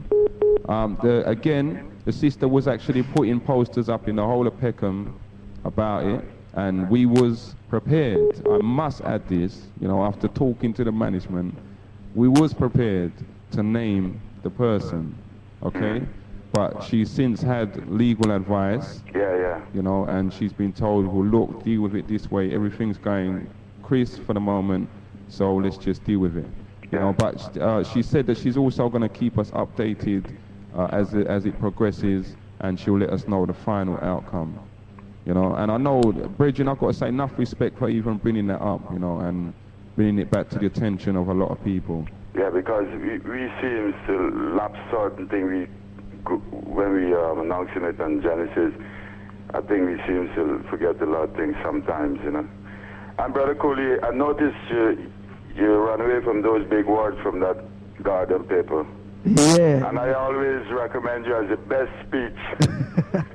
The best speaker. You run away from that big word. Well, you know what it was? True, I never sat down with my lady at home and she put me through the words properly so I could come and read them out properly, you know. So I had to just hand it over to Mr. Commissioner and let him. I was amazed when you handed it over because I always represent you as the best speech. But when I see you run away from those big words, I was amazed, you know. Yes, you know, I did a Linford there, coming third. I'm just waiting for Commissioner to make any mistake. Well, I think he made up some of those words quite good there still. Yeah. You know, so. Yeah. Right. All right, Rod, respect, please. All right. Okay. The new oh, taking this call again. All right, hold on again. Good afternoon, you're in tune to Genesis. What's your name and where you're calling from? Peace be multiplied to your brother Coolie, yes. Brother Commissioner. The article of this read out, I was the one who sent it. So it's a sister. Okay. Right. As a notice of enclosed the agnostic one. Right. See, I couldn't read that word, you see, and I was looking for the signing still, you know? Yeah. All right, Vlad. Yeah, I'm concerned with the drugs, right? Yes. It's something that we should know that it's grow all over Europe. So therefore, whatever special about cannabis, you know what I mean, is something quite debatable. But one thing we do know, if it's grown in Europe, to be honest, really, in a sense, like, if one is better than the other, compared, one might go in the West Indies, Africa, with the one in Europe, you can't know the difference. Do you follow me? Okay. And else, you're expert of them. But it's a known thing, it goes in Russia, it goes also in this country, on a certain temperature that grows it here. Right. During my days of going out, I used to go out with cocktail sounds and so on. I see people pick up things on the street and mix it up and sell it to people. And this is why I denounce it. Okay. The thing about there's a lot of historical evidence also, so it didn't also come from Africa only. It has been grown in India. Right. I've got books and it's grow in India. And different researchers like Professor Helgard Atkinson and so on, he did extensive research on it. And it shows that, you know, people depend on it to be creative. You know, they have confusion when they don't have it to consume. It helps to enhance memory. But what do you do if you can't get it? Do you follow me? Okay. So what I'm suggesting to say that if people rely on something to do things, right, and if I can't get it, what happens? You probably just end up really like confused. I don't know what to do. It sort of gives people wild motivation. So that's one negative thing about it. That's why it's okay, Bridget. From a psychological research point of findings. Bridget, yeah. Can I just say something there? Did you hear now the high priest that phoned in and said from the ancients of times in Africa, the elders, before they made any important decisions, they used to smoke the weed. You know, there was other, like that report again that was read out, that used to be used for midwifery purposes in the late Victorian times. And what you're saying about Europe growing it is correct, because I don't know if many people knew, but actually during the Second and the First World War, the farmers in Europe, in England especially, was actively encouraged to grow the weed, because the weed now was used to make rope, to make other stuff as well that they could use in the war. You know, and the whole of Europe, there's a time, in fact, when even Russia was one of the biggest producers of weed during one of the, I think it was the Cold War, because they was using it for different purposes. Yeah. You know? You see, one of my plans, to be honest, really, like, I've come in contact, fortunate due to civilian, fortunate or unfortunate, to come in contact with people who smoke it.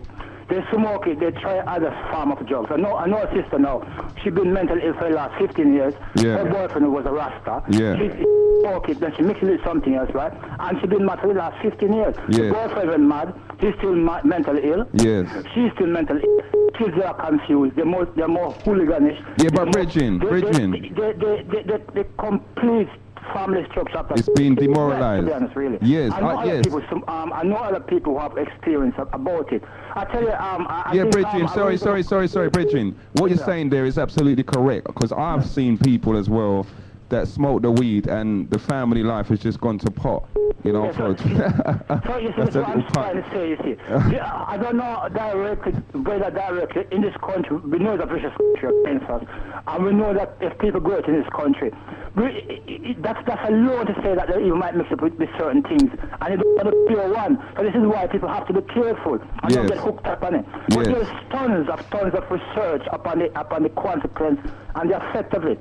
There is numerous book, right? I'm not saying that it might have some positive thing, because as people mentioned in the president, Bill Clinton. Clinton and other people might have smoked it, but that's right. There's nothing special about this. Still smoking it now. No creative and genius abilities, to be honest, above anybody else, right? And I think, if you look at America now, it's in a state of confusion. So you think so hold on, you think man like the late Peter Tosh, Bunny Wailer, Bob Marley, Culture, them man there, remember we even had our own Smiley Culture, and them man with me love me sis, says. You think all of that is wrong then?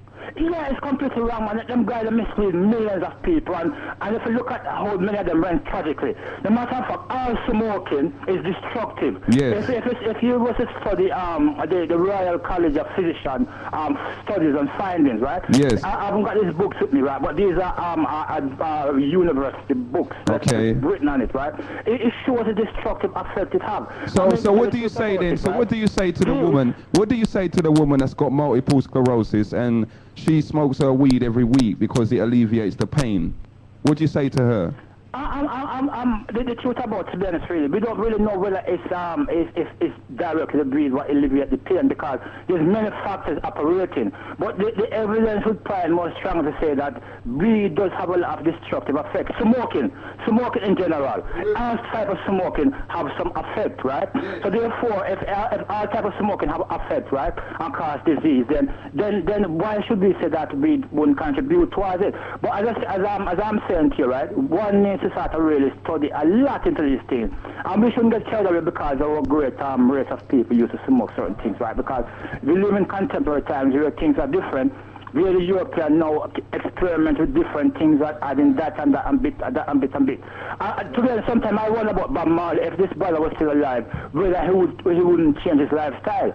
Because the truth about it, really, there's nothing to say that it may not be the smoking itself contribute towards the disease of cancer. And Bridging, at the same time, you see what you're saying there, right? Yeah. One thing I think that we now, as black people, have to take on board seriously, right? Yeah. Is that if we say we got enemies, these enemies know that maybe, 50-60% of us smoke weed. That's it. All they got to do is put some chemical on the weed, and that's 50-60% of the population either mad or dead or whatever. That's it, that's what I'm trying to say, you see. So therefore we have to be careful, because the truth about it, these Christians of bitches, them can come with us and talk to us, walk with us, go on like them off, and at the same time them private experiment on us.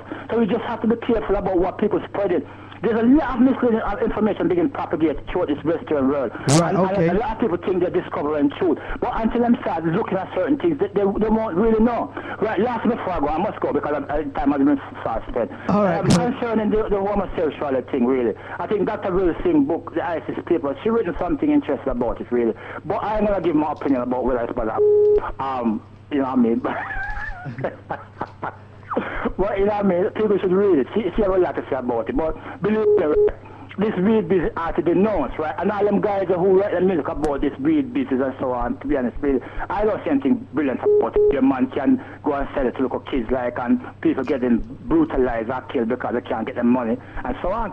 And it's a complex thing, to be honest, really, because in a sense it's complex to say direct, to say if Europeans know they could make money out of it, really, still, and up to a certain extent, do you do that they grow it in their countries, to be honest? They would have it legalized, and they would damn the consequence of it, really, because... Right, see now the same argument that you just said there, right? If it was legalized, yeah, then we'd have some control of what they put in it, innit? In a way, but then you can't really tell, to be honest, really, because right. Okay. Also, in Australia, hold on. In Australia, right, you're allowed to smoke weed. Okay, in a certain province where you're allowed to grow something like 8 stalks of it per personal.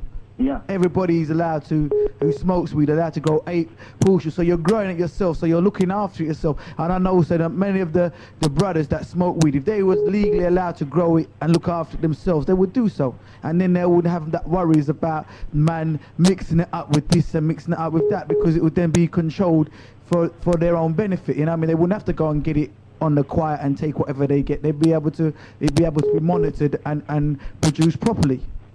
Well, that's a point still. But at the same time, to be honest, really, you know, well, there's a contribution to mankind, and I, as an individual, due to my learning, understanding, and different evidence and research, which is plentiful, I know that this thing is harmful, it's more destructive and confused. Look at all the man how them behave and carry themselves who smoke it. Anyway, time I've been far spent, and grace, peace, and love be multiplying to you, and the coming shall cool, right? Before you go, your name is the agnostic one, yeah? Yeah. What does that mean? Huh? What does that mean, agnostic? Is it agnostic? It's one who can't be certain that there's a God exists or anything exists above us. So I'm not really saying that I'm an atheist. That's what I did. I'm agnostic, yeah? All right then, Vlad. Yeah, man, take care, love. Respect, yeah? one love. Bye. Okay, if you're listening, the number to call is 0958 504 906. Good afternoon, this is Genesis. What's your name and where you're calling from? Greetings, it's Sister Naya from Broccoli. Good afternoon, Sister Naya. One love. One love. It's in regards to the homosexual issue, actually. Okay. Okay, I feel that homosexuality and lesbianism is sinful because I liken it to incest. People having sex with their own. And I am not homophobic because phobic comes from phobia, which means fear. And I think people like me who are against it don't fear them. You know, we just are disgusted by their sexual orientation because it's unproductive and beastly. And I also feel that the equal opportunities legislation was primarily brought in for them, as in my opinion, they're running the country, they're everywhere, in the media, in the fashion industry, where they design a lot of the ungodly prostitute clothing that some of our sisters are wearing. You know, they're everywhere, and I just don't want our people to succumb more to their brainwashing attempts, you know, because what they're doing is a death style, because it ain't a lifestyle. They are literally condemning themselves to death by going against their law. Yeah, well, exactly. In a sense, right, if you check it now, right, before they wasn't allowed, it was illegal. Yeah. So these people must have got into some very high places of power for the law to be changed so drastically in such a short space of time. Yeah. Okay, in such a short space of time now, everybody's coming out the closet, and you know it's not being harmful. I mean, look at Barrymore. You know what I mean? That brother there was up there, and he come out the closet, and there was debates. Oh, is it gonna harm me? He's loved even more now. You get me? That's right. And the more people that they produce now on the TV, who are taking up all these game shows and the hosts, they're gay. You know, they are. They're just. It's like a configuration of all of them. It's a powers act. You know what I mean? And it's like some escapism now. You know what I mean? A lot of our brothers now who are, let's say, who have this complex about their skin color and an inferiority complex have gone into this gay business now because they're accepted. You know what I mean? It's not a color thing. You're all gay. You're all one. You know what I mean? That's why I feel a lot of the brothers have gone into this gay business. You know what I mean? Just a lack of self-pride. A lack of self-pride. I mean, I believe it's the white racist sickness. You know, I feel it had to begin with them, but unfortunately they've infected, you know, a number of our brothers and sisters along the way. Maybe due to reasons what you've said, escapism, whatever, you know, but I just think it's up to us to stand firm and say we're not having any of it. Okay, so then sis, can just then give me some advice now for the people in the workplaces. Like you heard the sister earlier on phone up and say, you know, there's many of us, that's, especially our women, that's in workplaces where they can't express their views openly for fear of reprisal. You know, any solutions in a situation like that? Why? Well, that's a difficult one when your livelihood's on the line. I don't know. I cannot. It's a hard situation to be in, isn't it? It's a hard situation because if you speak out, then you know you could get your job, you know, taken away from you. For real. That is a hard one. Maybe they should just cover them out. I don't know, but that doesn't mean they have to go on in a way like they accept it. Yes. You know, they don't have to go out of their way to look like they accept it. They just have to keep themselves to themselves. Okay, and at the same time,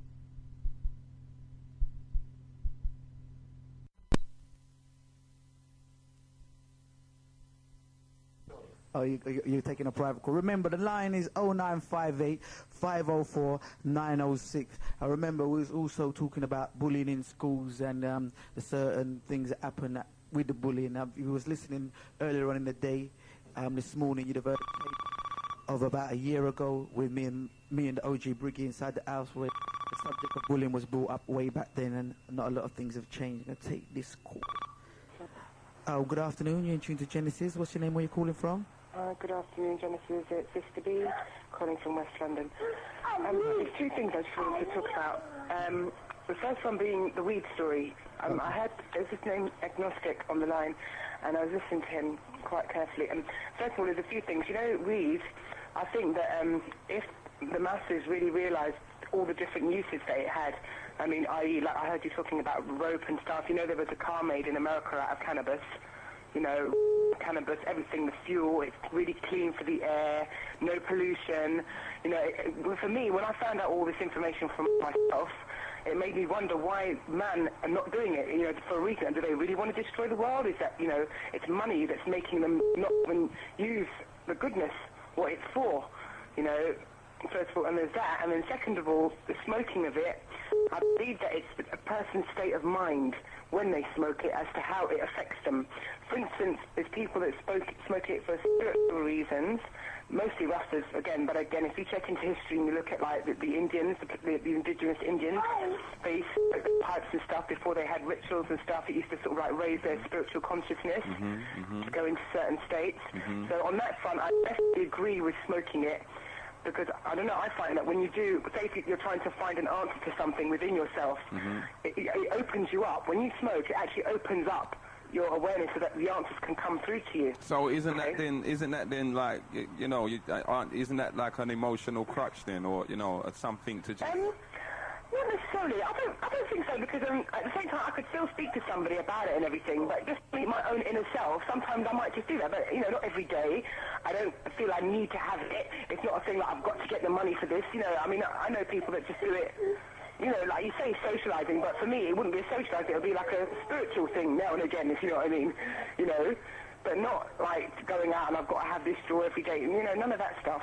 And because I do know that on a deep level what it's really about and what it can be used for, that's another reason why I think that it's all right. And especially, and if you could grow it, another thing like you said, I think that's brilliant. If you could actually grow it yourself and see what it does and respect what it is, the way you probably respect the earth and everything, I think that's a good thing. And again, one more thing, you know, the homosexual. Okay. I know a lot of people that are like that because of the business that I'm in, but the thing is they know that I don't like it. I'm great. And does that hold you back in the business that you're in? No, doesn't hold me back at all. They kind of like, I just curse. I tell them, I say, you know, whatever. I tell them, I say, you know, and don't, like, I tell them in their little jokes, however they want it, don't come near my son with that, you know what I mean? I tell them, I mean, I can't change them. I'm not here to change anybody. But if I don't like something about myself, I'll change it. But I'm not here to change anybody. If they're already there and they want to be the best business, but I tell them, don't bring that into my story. Like, when they're with me on my thing, they don't show that. They don't come with that. They don't come with that. If they're with their people, that's nice. You know, that's their thing. But when they're in my little thing, you won't be having any of that stuff. You know, making any remarks about any straight men, none of that stuff. You know, they respect. For real, with gay people anyway, I mean, I know, like you said, associate. They don't put it on people anyway. They do, like, again, if you're not into it, they don't force themselves onto you. You know what I mean? Exactly, and there are some decent people like that. Even though they are gay, they don't try and force it upon you. But then there are some devils in it as well. I've come across them in a big way. And I've told this I don't like, you know, they know that I've really had a fight with one, and he happened to be Caucasian as well, and he died, but like, that's beside the point. But there are some serious devils out there who are trying to get our black boys to fix the joke. I've seen them doing it systematically, trying to like demoralize them, tell them that no one cares about them, no one loves them, age 21, and they're cool. Do you understand what I'm saying? Or especially those ones who've been in prayer or been in a home, they're real targets for them kind of people.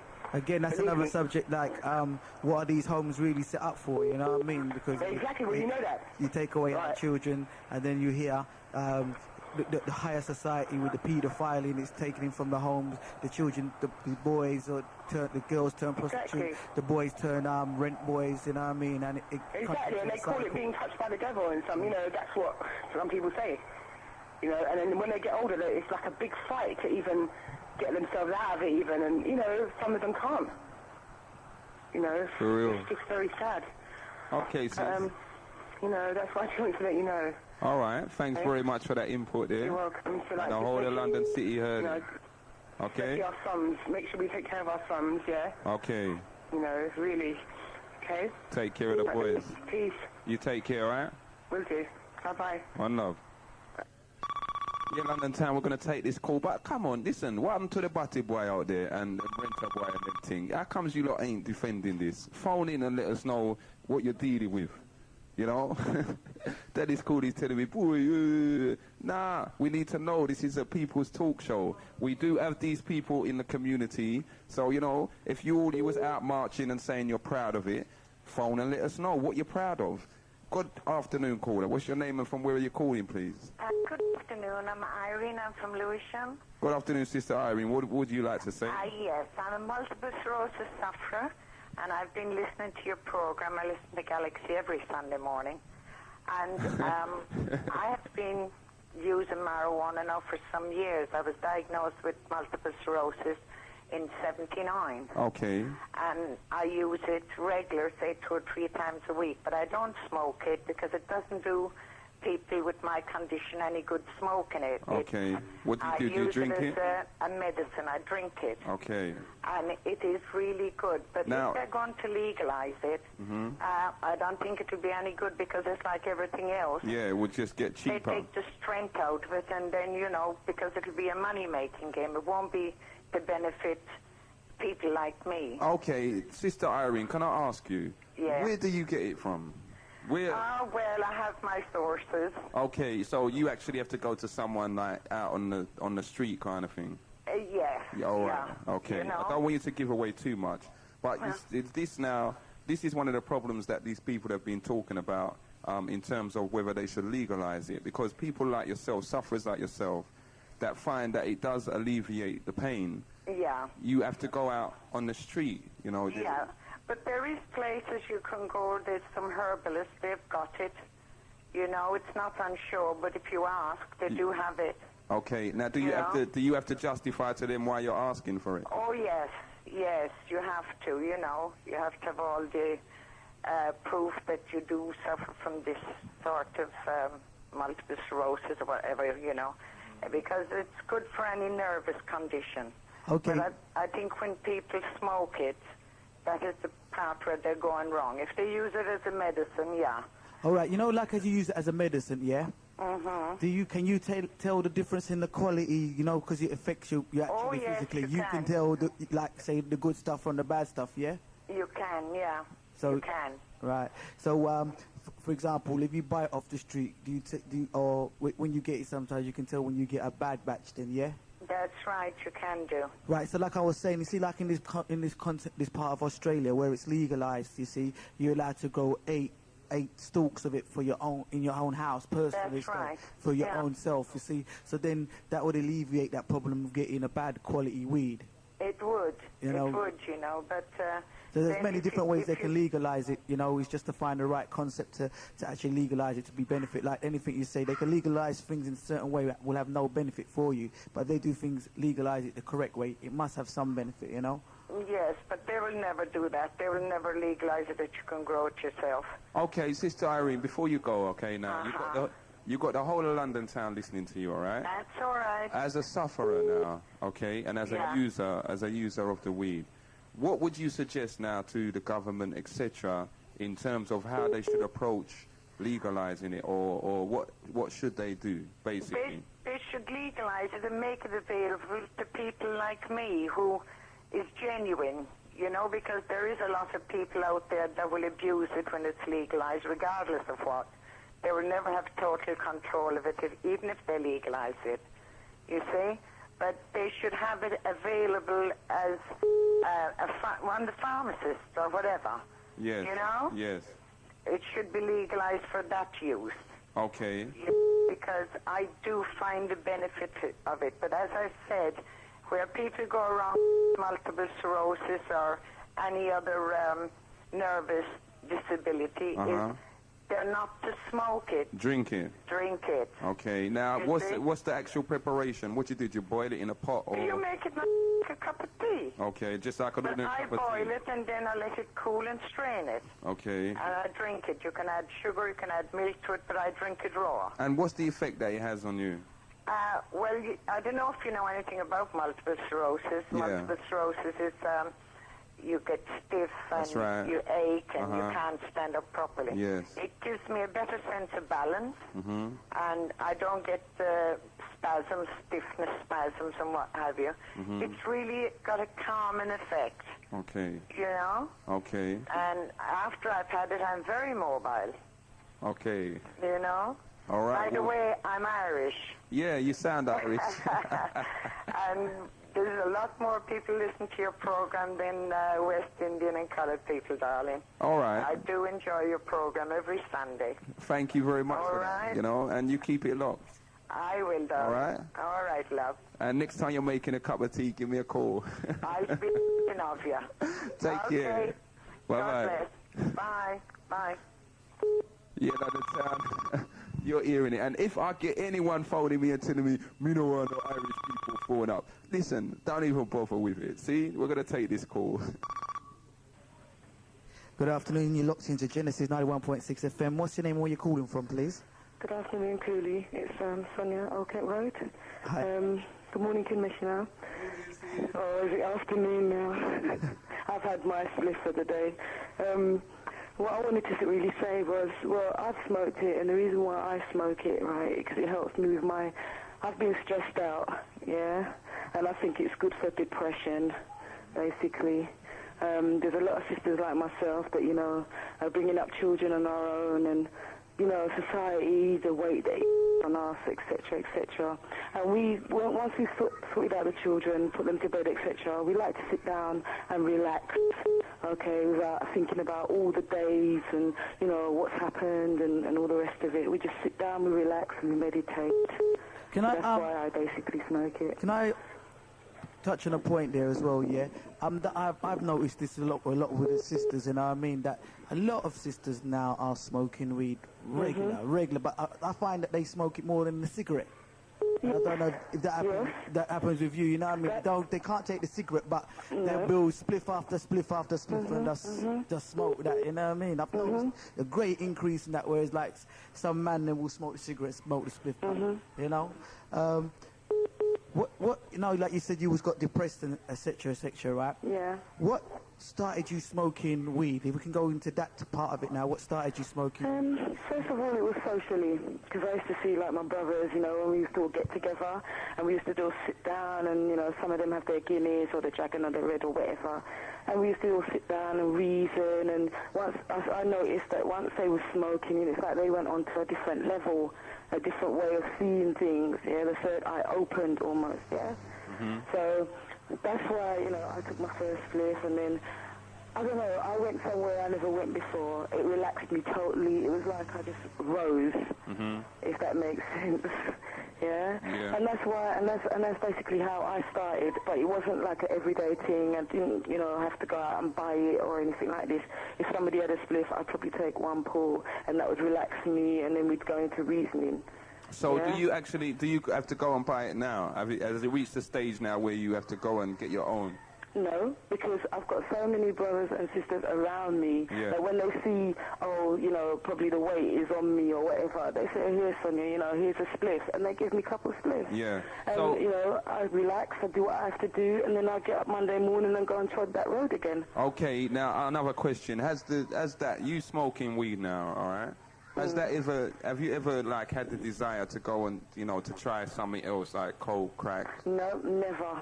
And it's been there. I've seen it. Okay. I've never, ever, because I don't see the point of that, you know. I'm not looking for a buzz, okay? I'm looking to feel relaxed. Okay, so now, you would say now, then, you'd be in, like, the category of a recreational smoker. I need it for my meditation as well, because I read the Bible. You know, I'm a spiritual person. Okay, I get when I smoke weed, I feel in oneness with the Creator. Yes. Okay, I feel that. So, sis, are you sure that's not just an hallucination, though? What kind of hallucination? I don't see nothing running around. No, in terms of, you know, to smoke weed, like we just read that report, now it can trigger something in your brain, all right? Maybe a portion of our brain that we hardly ever use. You know, now, then does it mean, you know, is it an hallucination in that terms? Because it's only when that part of the brain is triggered that you feel like that, you know, everything is like that. You know, I mean, you get weed smokers, all right, that kind of walk around like, you know, the world is just full of love and flowers. But it can be. You see, that love is within, okay? And sometimes we need to release it. Some of us are so bogged down with what's happening in the world, that we kind of like suppress that. And all they see is, you know, hostility and stuff like that. Whereas the weed now, the marijuana, whatever you want to call it, right? It's for us. It was there for us to relax us. Like you said earlier, you know, the kings, queens used to smoke spiritual amongst one another. Okay, now what about the dangers of just smoking? Basically, we had a caller earlier on that said, you know, any kind of smoking is harmful to the body. Of course it is. Of course smoking is harmful, but it's how you do it, innit? It's how. If you're going to abuse the thing, then it's going to abuse you. That's the truth. Okay, well, the whole of London town heard what you said, sis. Okay. You know, and thanks for that. It took courage for you to call and actually admit and say, yep, I'm one and blah, blah, blah. Nice for that. Okay, thank you. You keep it locked, all right? Are you going to mention anything about the barbecue today? Yes, we will, you know, because Daddy Coolie's actually playing down there, so most definitely it will be mentioned. Right, all right, sis? Then. Right, take care. Okay. Okay, London town. We're going to just keep rolling for now. Daddy Coolie's had to pop out for a second, so I'm here. You know that number, 0958-504-906. We've had some very interesting calls today. Did you hear the sister in there? Weed smoker does it for relaxation purposes once in a while. We also had Sister Irene phone up early, just before her, Irish lady who suffers from multiple sclerosis and doesn't smoke. She drinks the weed. She drinks the weed. Now, it's interesting to note that she actually said she can tell the difference in quality just from drinking it. Good afternoon, you're in tune to Genesis 91.6 FM. What's your name and from where are you calling, please? Yeah, my name's Sue and I'm calling from Lewisham. Yes. And I'm just phoning up in response to sister who's just on the phone about, you know, smoking weed and why she does it and whatever. Okay. Well, basically, I can fall into that same sort of category as she's just spoken about. Yes. And I think it's important to emphasise the fact that as long as you are in control of it, you know, I'm the same person. I don't go and buy weed, but I know a lot of people who do smoke. Yes. And I smoke it to relax. You know, and I would never even think about smoking, taking crack or anything like that. You know, to me it's a natural thing, and you know, if you keep it in control, you know, that's not the sort of thing where you're going to say, well, oh, I need a spliff, I've got to have a spliff. So then, what about all of the bad things about it, though? Because, you know, it seems we know that smoking can be detrimental to us. All right, you got in America. They're just going through a case where the tobacco companies have been sued for something like $140 billion. A case has just been brought here in England this week. A man is suing the largest tobacco company in England for £40 million. You know, so we know that there's a lot of dangers associated with smoking.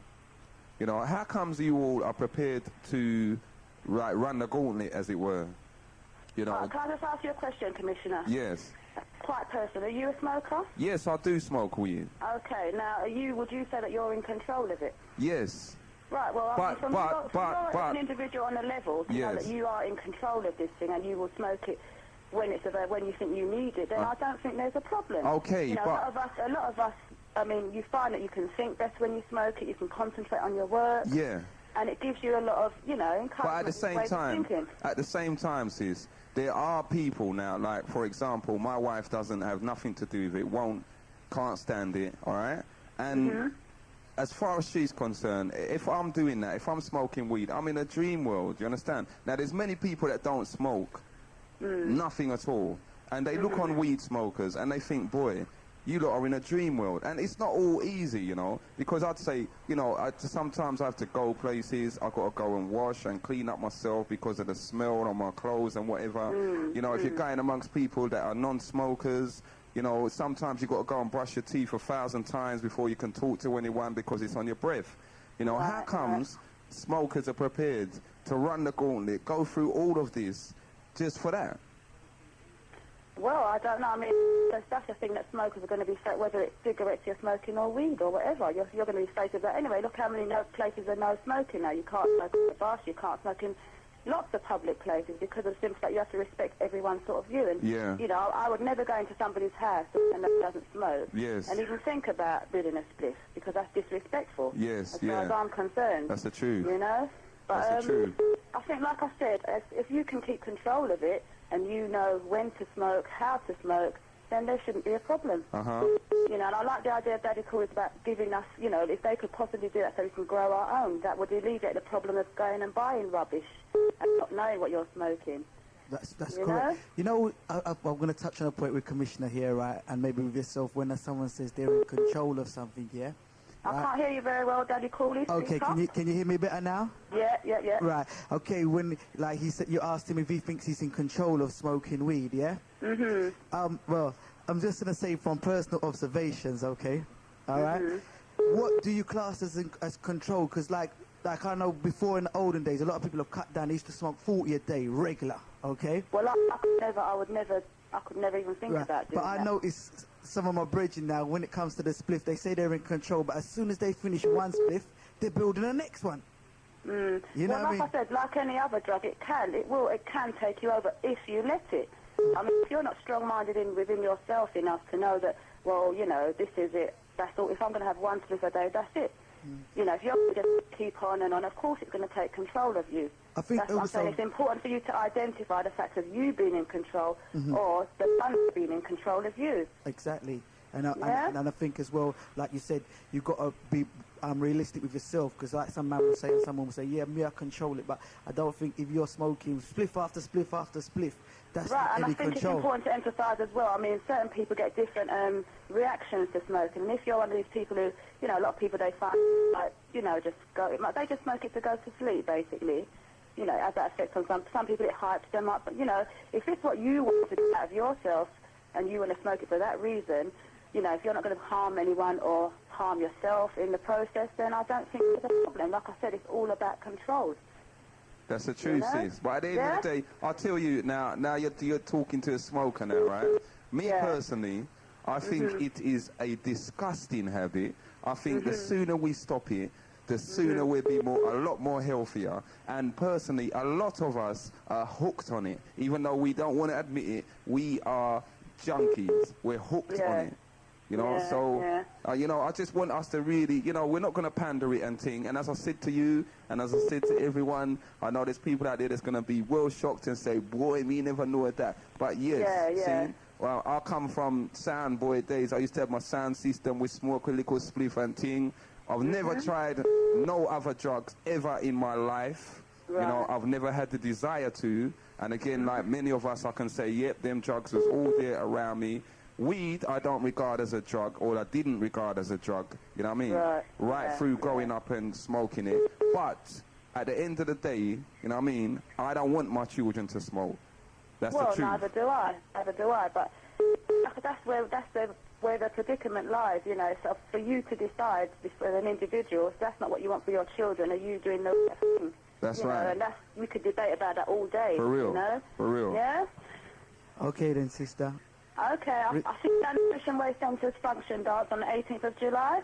You was down there, yeah? Yeah, you know me, Daddy Coolie, you know me. Okay. All right then. Okay then. All right then, respect, yeah? Bye-bye. Bye-bye. Bye. Yeah, I just want to say, London Town, what about these Rasta man? You know what I mean? What about these Rasta man that smoke chalice? You know, smoke big pipes and they put maybe an ounce of weed in that pipe and fill up their lungs with something. What about you all? Come on, give us a call. What you got to say? Good afternoon, you're locked to Genesis 916 FM. What's your name? Where you calling from, please? Yeah, Winston. Yes, Winston. Yeah, herb is the healing of a nation, yeah? You see, just like how landmines and nuclear weapons are destruction of this earth, herb is the healing. No make them tell you nothing, man. Don't buy their cigarette, man. Smoke the herb, man. Okay, all right then. As a person that classes at the healing of the nation, yeah? Yeah, man. Do you have children? Yeah. Do you smoke in front of your children? Yeah. You do? Yeah, man. Okay, and because you believe it's the healing of the nation, you believe it's correct to smoke the weed and bring them up into that kind of context, yeah? No, when they're old enough to make a decision. Okay, but you see, this is a thing this is a thing like, okay, when you're old enough to make the decision, but you see, actions, right? The children take on the actions of their parents, and with the smoking in front of the children, you're actually teaching them to take on that role. No, sir. Let me tell you something, man. Go on. I came from a family where nobody's smoking. My father don't smoke, my mother don't smoke, and none of them smoke, right? Right. And those days, right, we used to like walk up the hill to smoke and come back, right? Yeah. Wash our mouth and all that thing and hide it, you know. Yeah, but that's a peer thing though, brother. That's a influence in my family. I didn't grow up around smoking. Yeah. But I ended up smoking. Everybody tell me, say, weed is bad, it's bad. So how did I get into it then? Yeah. I mean, me personally, right, okay, I don't smoke weed, and I put the concept of like how I'd like to see weed distributed in this country, okay? You know what I mean? That's how I'd like to see it myself personally, because as long as they keep weed as an illegal substance, they will use it to batter us with it, okay? I mean, they'll use it to imprison us and put up criminal records and make life harder for us, you know what I mean? I think that's their major weapon, you know? That's one of their major weapons against us, you know? If they don't get us for one thing, they can always guarantee themselves that they will catch us with a small sash of weed or something on us like that. To me, if anybody wants it's better than smoke weed and cigarette, you know? Herb is better than cigarettes. Well, herb is better than alcohol. Well, enough people die from alcohol more than cigarette and herb together, you know. Okay, well, this is another subject that I touched on 2 weeks ago, and I was like, before when alcohol was illegal, I mean, and it was big money business, but it was like I would say the business of alcohol selling was a mainly Caucasian attribute, you know. They were selling it, so that's why they legalized it, and that's why they legalized it. Now, now weed now. Okay, I know that some of them are behind the backgrounds of importing it, etc., etc. Yeah. Some of them. And the harder drugs, yeah. But again, they why if they legalize alcohol, then of course they should legalize the weed as well. Listen, the alcohol is worse. The policies and the laws of this country is not based on morals, you know. It's based on finance. That means if you after dead, or the whole of Africa have to starve for these people to get their way, they will do that. Yeah, brethren. They don't care. And at the same time, you see, when you're touching on that point there, one thing I want to add now, because, you know, the smoking, the weed thing, and people are looking at it, all right? But on a bigger scale now, what you've just touched on there, this is why the West Indies, in particular Jamaica, has had a whole heap of fight down. The Americans have invested a lot of money to stop them growing weed. Now, if the West Indies, or those countries that, you know, have the fertile ground and produce this plant on a mass, if they now had a free hand, a free reign, it's not just smoking it that would be going on, and the economy, particularly in Jamaica, I believe would be a lot higher than even the tourist economy right now. Of course. You know, so there is a vast amount of money tied up in this thing. This is why Holland, Europe, all of these people now, what they're doing is they are actually hybriding weed, this thing called skunk weed, which they're growing in their attics, in their lofts, wherever under electric light. You know, now that, and I'm going to tell it to everyone, if you smoke skunk weed, please do not do it. That is the killer. That thing will kill you. You understand? So try and stay away from that, because it's what we call a false ripe fruit. You know what I mean? Yeah, yeah. Chemicals is put on it and whatever, and you get a crop within 6 months. It's not a natural plant. You know, it's a hybrid. So on that tip there, you touched a good point, because there's a lot of money tied up into it, and the only time that these people in Europe are going to legalize it now is when they've got that market contained, you know, when they can produce it en masse, produce it themselves. They'll cut out the West Indies, they'll cut out Africa. That's what they're debating now, isn't it? Yes, they're right. Debating how much money they out of tax and all them things, right? Because they say about 6 million people use it in this country. That's right. And if they tax it, how much money they can make, you know? They're going to make a lot of money. Yeah, that's what they're doing. You know, so... You know, they're debating that, you know? So do you think at the end of the day... The laws is based on finance, money. Do you think at the end of the day, Bridget, do you think at the end of the day it will be legalized? But who is them to tell a man say you can't smoke herb? That is a plant. Who is them to say that? Plant, you know, is not man-made, it's God-made, you know. Yes. Regardless to what they say, it's God-made, man. It's a plant. It's like banana, plantain. It's just a plant. So who is them to tell a man that you can't use a plant? Who? When God put this on earth, you know, for the benefit of human beings, to give man wisdom and knowledge to bring food on the earth and the grass for the cattle. Okay, what's the name of where you're calling from again? Winston. Winston, we're going to leave it on there and take our next call because it's buzzing in, yeah? I will respect your input on that. But the thing is, them can't stop it because it's God-made, you know? It's God-made, man. Them can't stop it, man. They're just human beings. Who is them to tell us what to do and what not to do? All right then, bud. Yeah, yeah. One love, yeah? Yeah, yeah. Respect. Yeah, it's a naturally grown substance, and as the brother said before, it won't be stopped, okay? Let's see how the next caller responds to that. Good afternoon. What's your name and where you're calling from? Yeah, blood.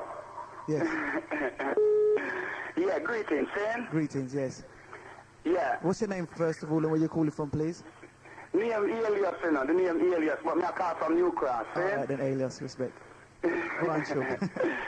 Yeah, me hear the argument, Sam, about this weed business, Sam. Yeah. But it shouldn't even have a simple name like weed, because it's a secret, Sam. Because from a longer time, even the Red Indian them use this thing here. See? Even when them call around the white virgin them to come commune, when them a discuss peace treaty and them thing there. Before the man them could have started reason. See, rude boy, the man them have to burn the herb, man. See? Well, Bridget, put it this way, they burned the herb, but it didn't do their peace treaty any good, did it? No, I'm not saying never do the peace treaty no good still, you know, but I show the man them where them did a burn the herb with rude boy. The man them have evil concept in them from morning. Right. Saying, I don't nothing to do with the herb, you know. So that goes on with the concept with what a lady said earlier on, it's your mental attitude when you're drawing it, yeah? Yeah, that may have said, because right. you see if he's a naturally good person, you know, it just spice up your goodness, you know. Right. See? But you see if you're evil ways, you know, you're going like, you're a wicked man. It just bring out more wickedness out of you, because you can either do either, you know, because it's good against evil every time, you know. It's an emotion enhancer then, yeah? Yeah, in a way, see? It's real, man. Yeah. See, so you see, and I don't hungry that still, you know, you see, you can't see the man them will use the herb, the man them like Bob, the man them like Peter, and man like Boots on them man there. See, them man them not portray no wickedness, no badness. All them man they are the same way is, listen, we can all come together, cause what? When we are born this thing here, we not go cut off nobody neck and chop off nobody ears. See? And when them man they get around and them burn them herb, man, I pure goodness them a discuss. And them a discuss how to preserve Mama Earth and love up them brother even more, you know? You know, I'll be honest with you on the concept of this weed or the herb smoking or the marijuana, how you want to put it, yeah? okay, because as a non-smoker, yeah, but as a realistic, like an economic basis person, like Commissioner just touched on, if we was allowed to export it, the West Indies would have an automatic money plant there, you know, an actual automatic bargaining power. And I like the little concept where Commissioner said that they're looking to destroy it from Africa and the West Indies, but they're looking to cultivate it in their own ways. And that's when another caller phoned in and said about, you know, this different type of weed and some of the drugs and the things that they actually use to make bad weed, you know. Yeah, me over that. I see him thing Bourgeois DJ the other day say America cultivate ganja hard, but because the best ganja come from down here, saying, and because you know from long time, say, out of all nation in the mama earth right now, whether they be black Ghanaian or black Trinidadian or whatever, you know, say, the most forceful crew right now in the world, much less in the Caribbean, seeing at the Jamaican man them. You see if them give them financial power, seeing the man them are just profess, appear nobleism, kingship, and all princeship with all them little children and all. When them man they walk through all England, man, them make the queen and certain people look like certain little idiot if them to get the statue where them man they really deserve still, you know. Because right about now, the inspiration of the herb make the man them a chant down the place like how them a chant down the place. But through them man, them not deal with goodness. All them a deal with is all the time, them European here. And all them bridging, when you see, them just take up the herb at daytime, seeing, and them just smoke herb after herb after herb after herb. A drug business that stuff. You see when them man they use the herb, and them inspiration them a seek straight up. And I'm not just smoke herb and sit down and watch a movie, or go and listen to a little idiot talk and all them things. And my concept of the herb that still. See, the herb is in tune with the master. Seeing, when you burn the herb, man, you're the master, is one rude boy. Even though you're the master, you one anywhere, you know. Seeing, but as me say, as you say still, is kind of an answer still, you know. Okay. It make you grasp your talks with even more venom. You get me, Rudy? I know. Well, in a sense, you see what happens there. You know, like you said, like that you portrayed of the Jamaican there, that they're fighting forward for the lyrics that are coming out from Jamaica in certain quarters now. They're getting the inspiration from the herb, yeah. But, you know, we get the both sides of it from there. You know, like you said, there's some man they're just joking it out. You know, just smoking it like it's an everyday something, and watching a movie and enhancing their badness with it, you know. So like again, it's a thing of looking inside. Maybe it's not the marijuana is the badness. It's a certain way of people are using it, and certain people that are using it, and that needs to be controlled, and maybe not the substance. Yeah, man, just like when certain people, them eat and them just can't satisfy. Seeing them we eat, them we drink them dessert, them soup, and them eat the main meal. But them bellies are full after the main meal, and them see the dessert and can't resist the dessert, you know. When you know, say you're supposed to burn a little one herb and just chill and go and meditate on your little one herb, see? And then you just gone and you go overboard, you get me? Yeah, for real, Bridget. For real. But the older London town heard everything you said there, see? For real, man. Okay. See? One love, yes, sir. Yeah, Bridget, take care. Easy. Yeah, man. Yeah, London town, you're hearing that loud and clear, see? We've got some callers coming in. Boy, what's happened to the anti-smokers, you know? Everyone so far is supporting the herb. Let's look at it from another angle. Do you know how much weed costs nowadays? You can get a £10 draw, all right? Which is maybe free spliff, you know? Then you can get a £15 draw of the not too good weed called commercial weed. Then from there it goes up. You can get a £20 draw, which is cess, the best weed out there.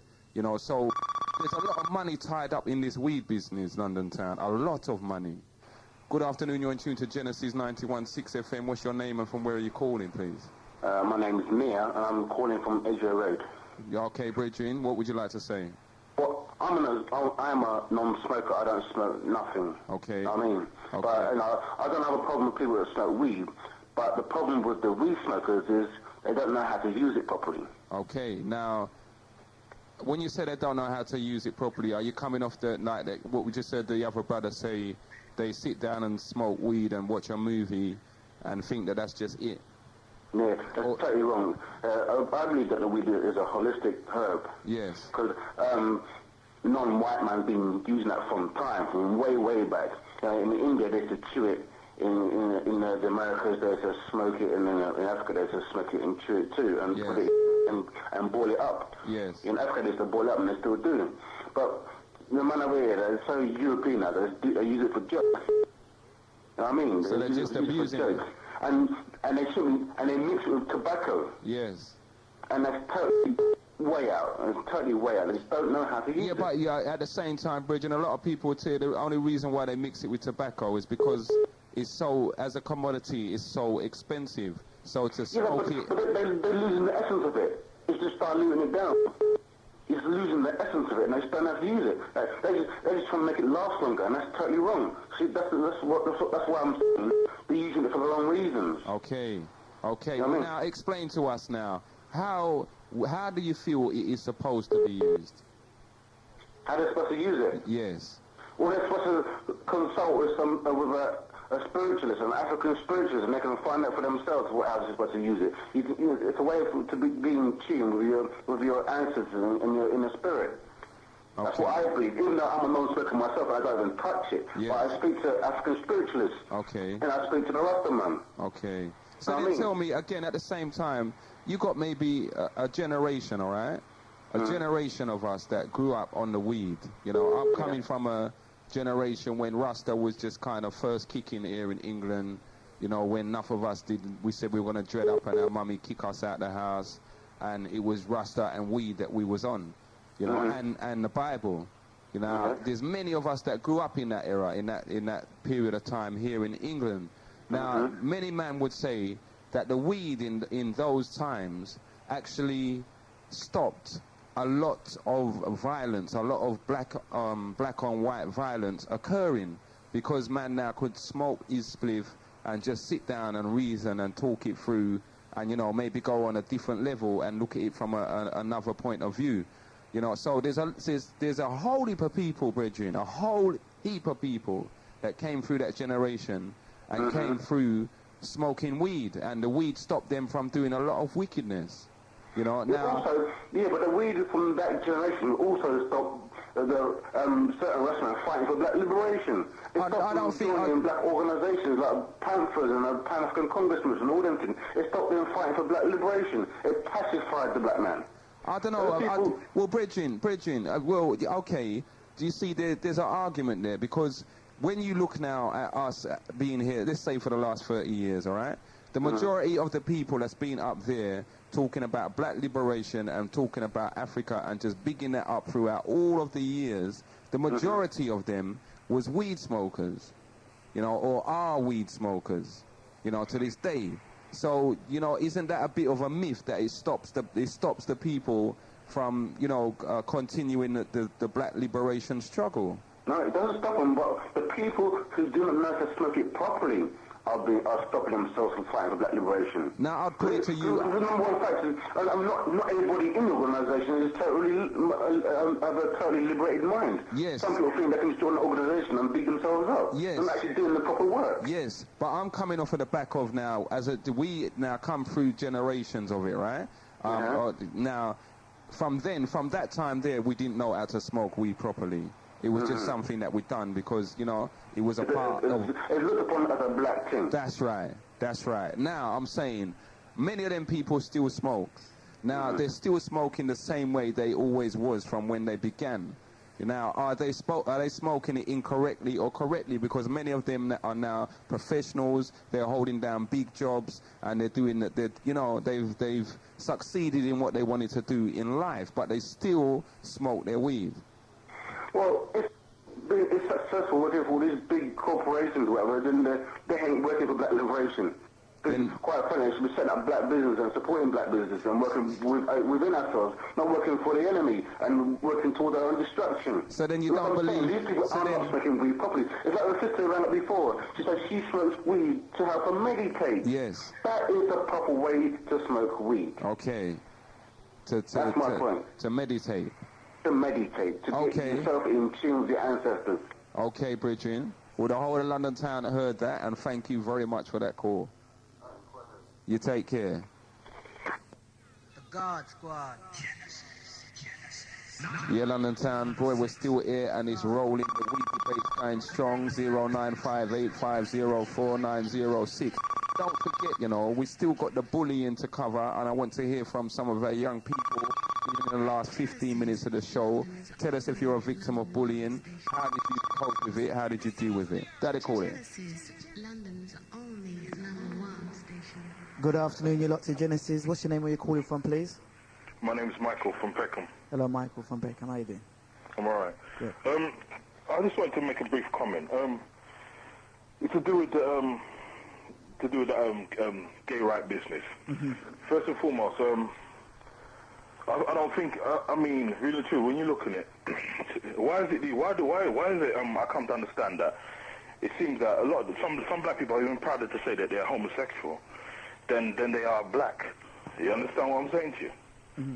And some people prefer to identify a sexual perversion rather than identify with their people and the struggle for our betterment. You understand my point?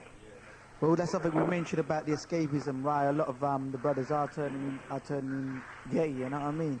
It may be one of the reasons, and they deny their colour then, and they've got a new title to call themselves. They are accepted by another either minority that, again, are not looking at colour, but are looking at them for their weird, perverse sexual behaviour as one. Yeah, but another thing is we have to understand in the past is that I'm going to have to make a point. There's certain points I have to make because this all relates into this homosexual thing, right? Is that every time where our two peoples have coexisted side by side, we've always been at the bottom of the social ladder. Now, furthermore, it's like, and for any of us to climb up, we have to sacrifice our bodies. So some black people, they have to get in a point where they have to bend over just to get a little leeway into society.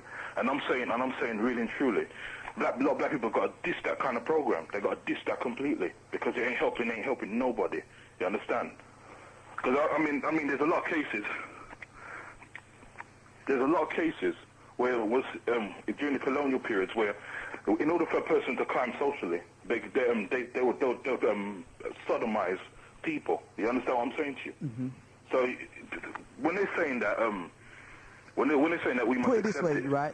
Their people have to feel safe with you. They have to feel comfortable with you. So you have to do something either so nasty or perverted for them to feel comfortable with you that they allow you to climb that social ladder with you. You know what I mean? Yeah, but sometimes they pull you down into their perversions. And sometimes that's the only way they're going to accept you in a position of economic power. Unless you sink down into that low level of sexual depravity. Yeah. You understand? Furthermore, I'd say this. You know, you was talking about how they're trying to cut off the markets with.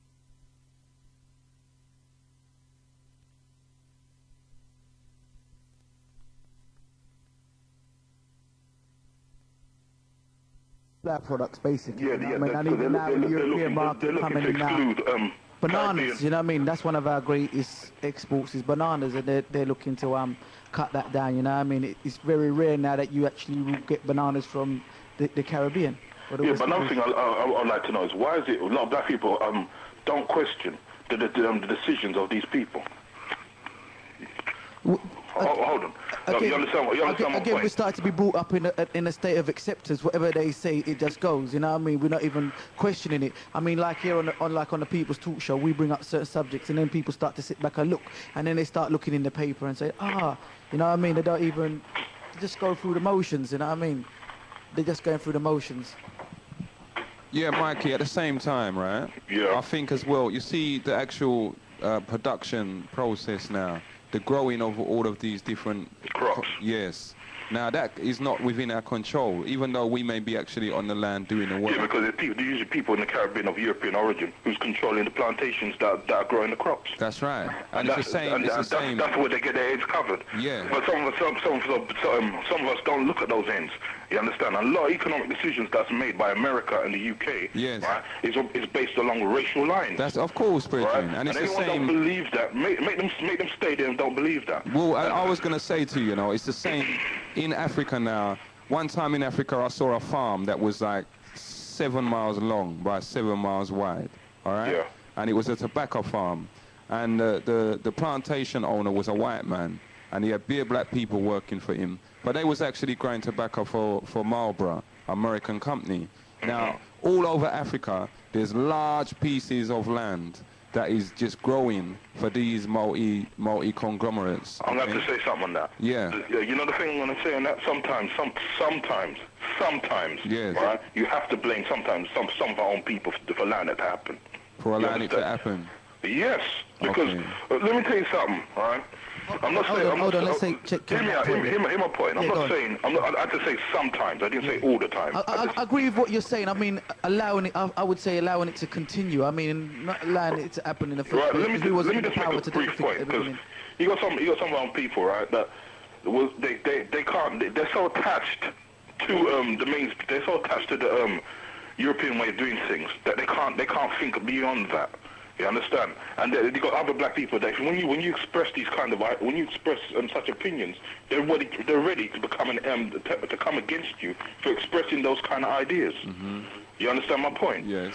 Furthermore, right, that's what I say. This thing about homosexuality, it relates to economics. It goes into different things because you got some men out there, right? Who have a lot of wealth and power, but they ain't gonna let no black person come up unless somewhere along the line they have to sacrifice something. You understand what I'm saying to you? For real. For example, you know, they got, I think this, you on the telly called Andy Peters, and enough people now swear blind that he's had to bend over just to get on telly. You know? I wouldn't be, listen my brother, I wouldn't be surprised. Yeah, well, by his actions, he's kind of giving himself away right now. You understand? I wouldn't be surprised. And another thing, another point I'd like to make is this. You see, like with the furthermore about the homosexuals. Another thing a lot of black brothers and sisters got to stop doing is trying to make them identify their little sexual. They need to have their little perversions. Yeah, with but our centuries old struggle. Mikey, they say, right? They are... And I take it personally as an offence, right, to me and all those that have come before me when they identify themselves with us and our sufferings and the oppression we go through. Yeah, but Bridging, they say that they are a minority as well. They've gone through the same struggle that we have. Listen, the majority of the homosexual population in this country is white people. The majority of them, right? There may be gay people from other who've converted to that whatever they call it. Because they ain't no lifestyle, it's a death style, right? All right, and they converted to that kind of whatever, right? Yes. But I'm saying that the majority of people who initiated this way of life, that way, right, is they themselves are predominantly Caucasian white people, not black people. Yeah, because there was actually a time when it was just the elite that used to practice that, you know, and that's when it was very illegal then, and people used to go to jail for it. But all that's happened is that you got these little low-class, low-life people that want to try and be Mr. Posh and Miss Posh, and so they just take on everything that these posh people do. And as a result, we've got all of this stuff in the community right now. Yeah, but you got other groups. There are two main sets of people I blame for this happening in the black community: liberals and feminists. I have to say this because these days they're indifferent to anything. And I blame. Me personally, I'm talking for myself. Yeah. I have to say these particular groups. I have to say black liberals and feminists. Yes. Among us are responsible for opening up those doors into the black community. Because if it wasn't for those kind of people, half the problems we have with that kind of situation wouldn't even be there. You're talking about people like Linda Bellis that used to lead Lambeth Council. I don't business who they are because I don't know about this person, but I'll just tell you this: if they're these liberal-minded people who think that anything can go, right? Yes. For black people, because we coexist, because we cohabit with them alongside white people, that we must mingle ourselves in everything they do. Then there's gonna have to be something to discuss about that, because it can't work. It just can't work. Yes. It's like another thing I realize is like a lot of us are accepting too much rubbish. Too much of the dross from the society is coming into the black community. And so then what's the community to sift it out? Yeah. So I was just going to ask you, what's the solution then? How do you see us making a solution to this? I think the best solution is for us to come together and break down, right, their perverse reasoning, right, furthermore, right, and also attack their so-called freedom of speech arguments, because they want you to express your free opinion as long as it's in conformity with what they want you to say. Yes. But once you speak out of the context that offends them, then all of a sudden they're looking to censor you or to break down your opinion. Another thing, the reason why a lot of black brothers are getting attacked with the homosexuality is because there's an imminent fear of black masculinity. Yes. Right. Yeah. That is the main and overall reason why they're introducing sodomy to correct me if I'm wrong, but did you lot state earlier, or did a brother or sister state earlier that they were going to there's them trying to spread those perversions, black boys in the children's social homes. system? Yes. Yeah, Daddy Coolie was talking about it. Because there's an imminent fear of black masculinity. That's right. Right? Because a lot of the society can't really deal with it. All they can do is lock it up or incarcerate brothers because they can't deal with the black masculinity. So they have to emasculate him and then turn him into some kind of faggot. You understand? Yeah, then put him back out on the street. Then put him back out on the street. And unless you tell like Rapul or some kind of creature like that, then you're not accepted. You understand what I'm saying to you? Okay, blood. Can we move on to the next call? Yeah, man, that's cool. And respect for your input, yeah? Yeah, man. Okay, I want to also hear from you against it. All right, yeah? bye. One love, yeah? Yeah. I got a little notice here. Is that the Enhetep School of Knowledge, okay? They're having an open day on Saturday the 12th, 97 at 2 p.m. to 6 p.m., okay? Black children are underachievers, myth or reality. Subject, Education and the Black Child by Morgan, I think that's Dalfinis. Okay, speaker. Also featuring children's awards ceremony play Moral Dilemma. Stalls support black businesses and refreshments. It's strictly for African families, all right, and it's a free admission. All taking place at the Granville Community Centre, Granville Road, Kilburn, Northwest 6, nearest tube, Queen's Park and Kilburn Park. Buses 2831, number 632 206. For further information, you contact Seba Tony, telephone 0468 281 921, okay? That's the Enhetep School of Knowledge, okay? Open day on July the 12th, 1997. Good afternoon, you're locked to Genesis. What's your name, where you're calling from? Yeah, this is Godfather from Acme. Godfather from Acme, yes? Yeah. Okay, what would you like to talk about, sir? Yeah, I'm going to talk about bullying. Yeah, I'm going to say what is on most African parents on their mind, you know. Most of their children that are, born in Africa. So the moment they come here and they go to school, so they feel, most of the students here, they bully them, you know. So what I'm going to really talk about is, there's my cousin.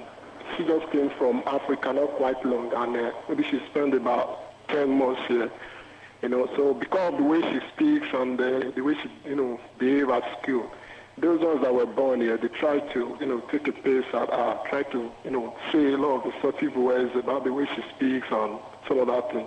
So most of the time she feels scared going to school. You know what I mean? So I was just waiting for maybe the most African parents that are here. Most of them have spoken to me about this issue. But I was just waiting for them to call in, but no one decided to turn up. So I said, let me quickly say something about it. Okay, how old is the young lady? She's about 18. About 18 years old. 18 years old. And when was she incarcerated into the English Society of Education? Sorry? How old was she when she started to go to school over here? I think it was last year. She only came in last year. Okay, so it's been like a culture shock for her, and and now she's getting bullied. Commissioner wants to talk about this, isn't it? Yeah, Bridget. Yeah. Tell me something. Who's bullying her? Yeah, that's what I was surprised. There's other black, students that were born here. Because the way she speaks, she don't sound like them, and black they try to, take a pace at her. Maybe she's nothing, try to underrate her. Maybe they try to feel superior and powerful more than her. So she feels scared going to school most time. Okay. Well, funny enough, yesterday I was having a reasoning with, I've got a brethren from Gambia, and we was talking yesterday. And he was saying, when he went to school, he used to get bullied enough because of his name, because he come from Africa, because of the way he spoke, and the way, just the general way he carried on. Now, the strange thing was, he was getting bullied by black children born here. Now, I had to put my hand up to him and say, when I was a youth, I can remember one particular African brother that was going to school with us, and we used to take the mick out of his name, and give him a lot of problems in school because he was African. Now it seems the problem is still here in our community, where especially, and for some reason it's us children that's born here, and the West Indian as well have got this attitude in the schools, that don't know you and Africans is different, and you must just kind of bully them, even though a lot of them don't actually see it as bullying at the time. But I wanted to ask you, how did you say it's your niece? Yeah, she's my niece. Yeah. Okay, how is she dealing with it, or what, has she found a solution to that problem? Yeah, but I just try to encourage her, but most times she feels scared going to school. I told her that I encountered the same thing, but I just try to tell the student that the fact that you speak the language that everyone seems to recognize in the world, you don't know nothing more than me. When it comes to books work, I don't think you can defeat me. So I just try to encourage her with some words that she should feel bold enough to, face them, that whether black or she's from Africa or not, you are bound to, encounter such things in life. So but I think she's getting better now. But I just want the black communities to know, so our parents, to talk to our children that they should, know the way to talk to the black Africans, whether they are from Africa or not. Every one of us are black, that. Okay, but and at the same time, all I'd like to say as well for your niece, all right, she's listening, just don't change, just be yourself, and don't try to conform to these people or change their ways, because eventually at some stage in their life, they are going to realize that they too come from the same motherland. And brethren, again, it's an issue, it's a pity that you phoned so late in the day, but what we would like to do is, because I heard you say that there are many African parents that are discussing this issue now. Perhaps we can link up and we can bring it on air, do a show on it, and get the feedback from more of the African parents on what they're going through. Yeah, all right. I will encourage the African parents to feel bold enough, because most of them are not bold enough to talk in the air, if you are listening, feel bold enough to say something, right? Okay, also, we'd like to let you know that we do have an African program every Saturday afternoon between 2 and 4. I've been listening to it. Yeah, and we on Genesis, we try to, cater for as much of our people as possible. So, if you're out there and you listen to that show, and we'd like you to start sending in mail. Not just, like you said, be bold enough to start contributing to that show as well. And contact us at the Lucian Way Youth and Community Centre, 138 Lucian Way, SE14, and bring up subjects that are relevant to you as well, what problems that you're facing over here, i.e. from other black West Indians or black British, Yeah. Okay then. All right then. Thank you for your call. Okay. And respect and keep it locked to Genesis, yes? Bless you. Okay. Okay, it's coming up to the 5 to the hour of 2, and Senator B will be knocking the door any minute now. So we take this call and let's try and keep them short and sharp now, yeah? Good afternoon. What's your name? Where you calling from? This is Neil again, Edger Road. Oh, yes, say so, lad.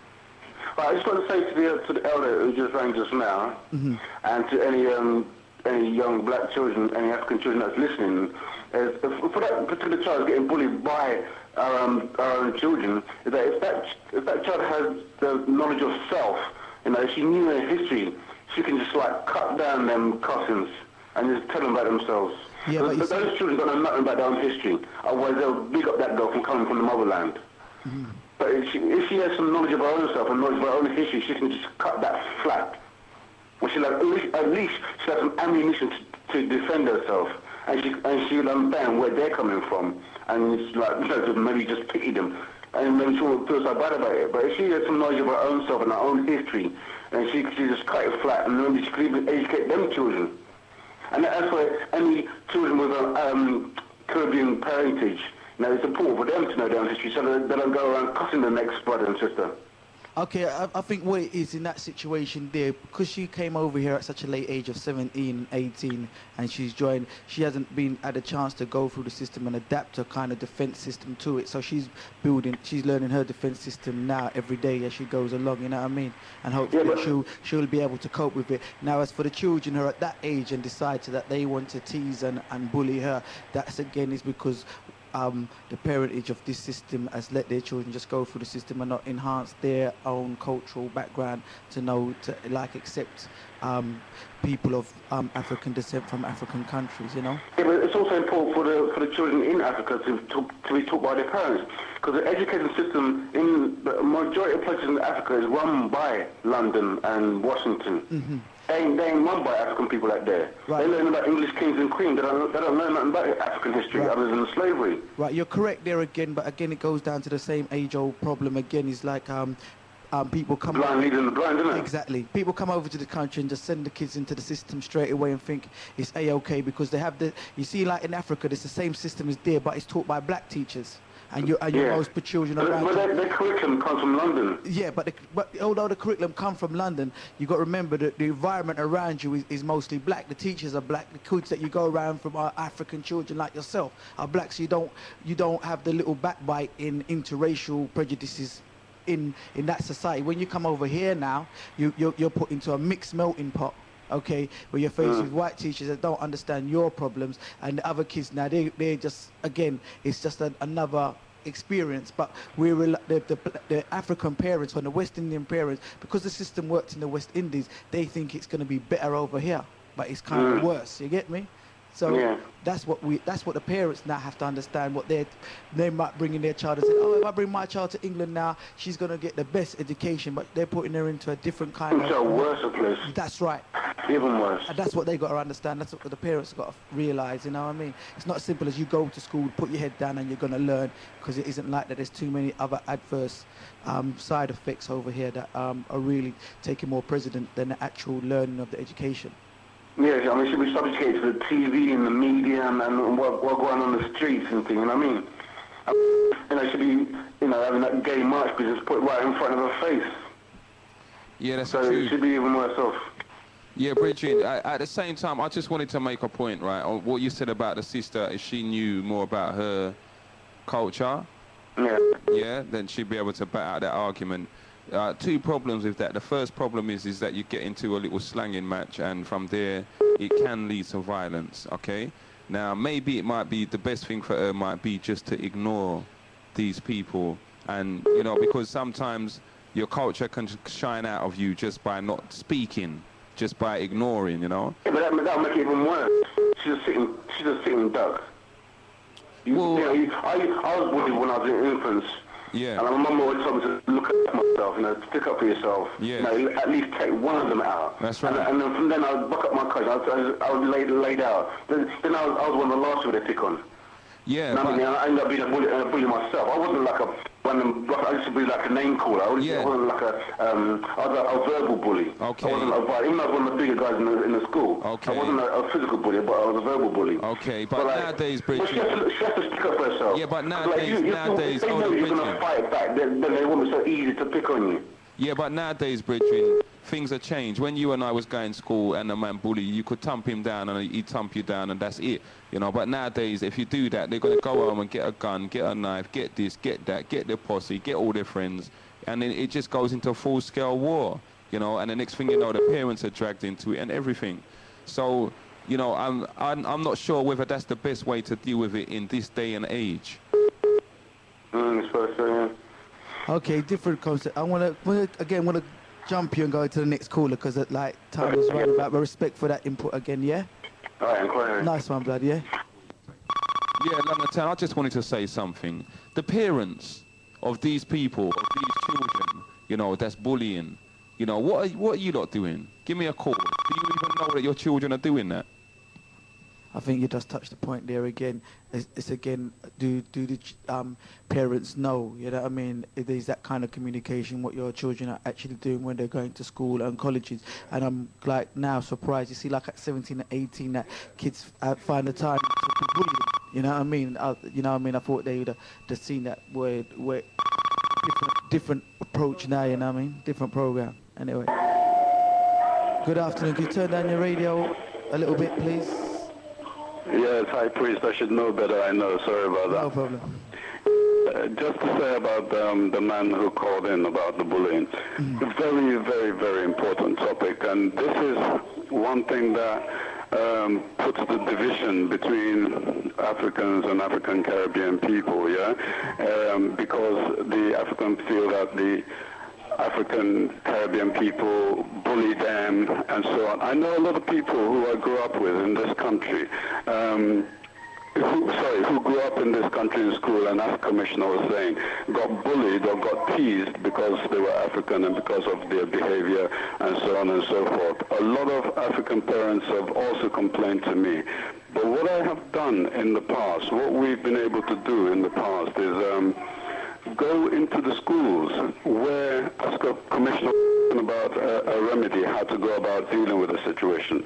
What we did was go into the schools where we knew the children were being bullied in the particular classrooms and talked about Africa. Okay. We talked about where they were coming from. We asked the child in particular who was being bullied to come up in the front of the class, tell the children what her name meant, say some words in her language, talk about her food, talk about what her parents and her relatives did, talk about an African village and the kind of things that you see when you go to the village. You know, just give the class a good education about herself or himself in their own 6-year-old language or 12-year-old language or 18-year-old language. You get what I mean? And after that, when the ignorance was uplifted, yes, right, yeah, it was like a new relationship with everybody else in the class, a kind of respect with everybody else in the class, because the other children are behaving from ignorance as well. So they're not really to blame as well. So if we do get the brother to come into the studio, like Commissioner said, to talk about his experiences, either on Commissioner's show or on the Talk the Motherland show, whatever, it's a good way. This is why Genesis is important. This is a good way to help to build the bridges, yeah? So I just thought I'd call in quickly and add that. Okay, then, respect for that call there. Nice one. Nice one, yeah. Good afternoon, you're tuned to Genesis. What's your name, where you're calling from, please? Yeah, good afternoon. My name is David. I'm from East London. Okay, David.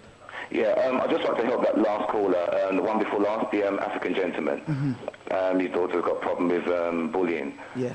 Basically, like most of your topics on your program, you have to look at it at a much wider scale than you're looking at it now. Okay? The fact of bullying on both sides of the fence, yeah, those who are bullying and those who are being bullied, just like the rest of your callers, it is due to the parents, it is due to the breeding, it's also due to knowledge. Knowledge is the key to success, okay?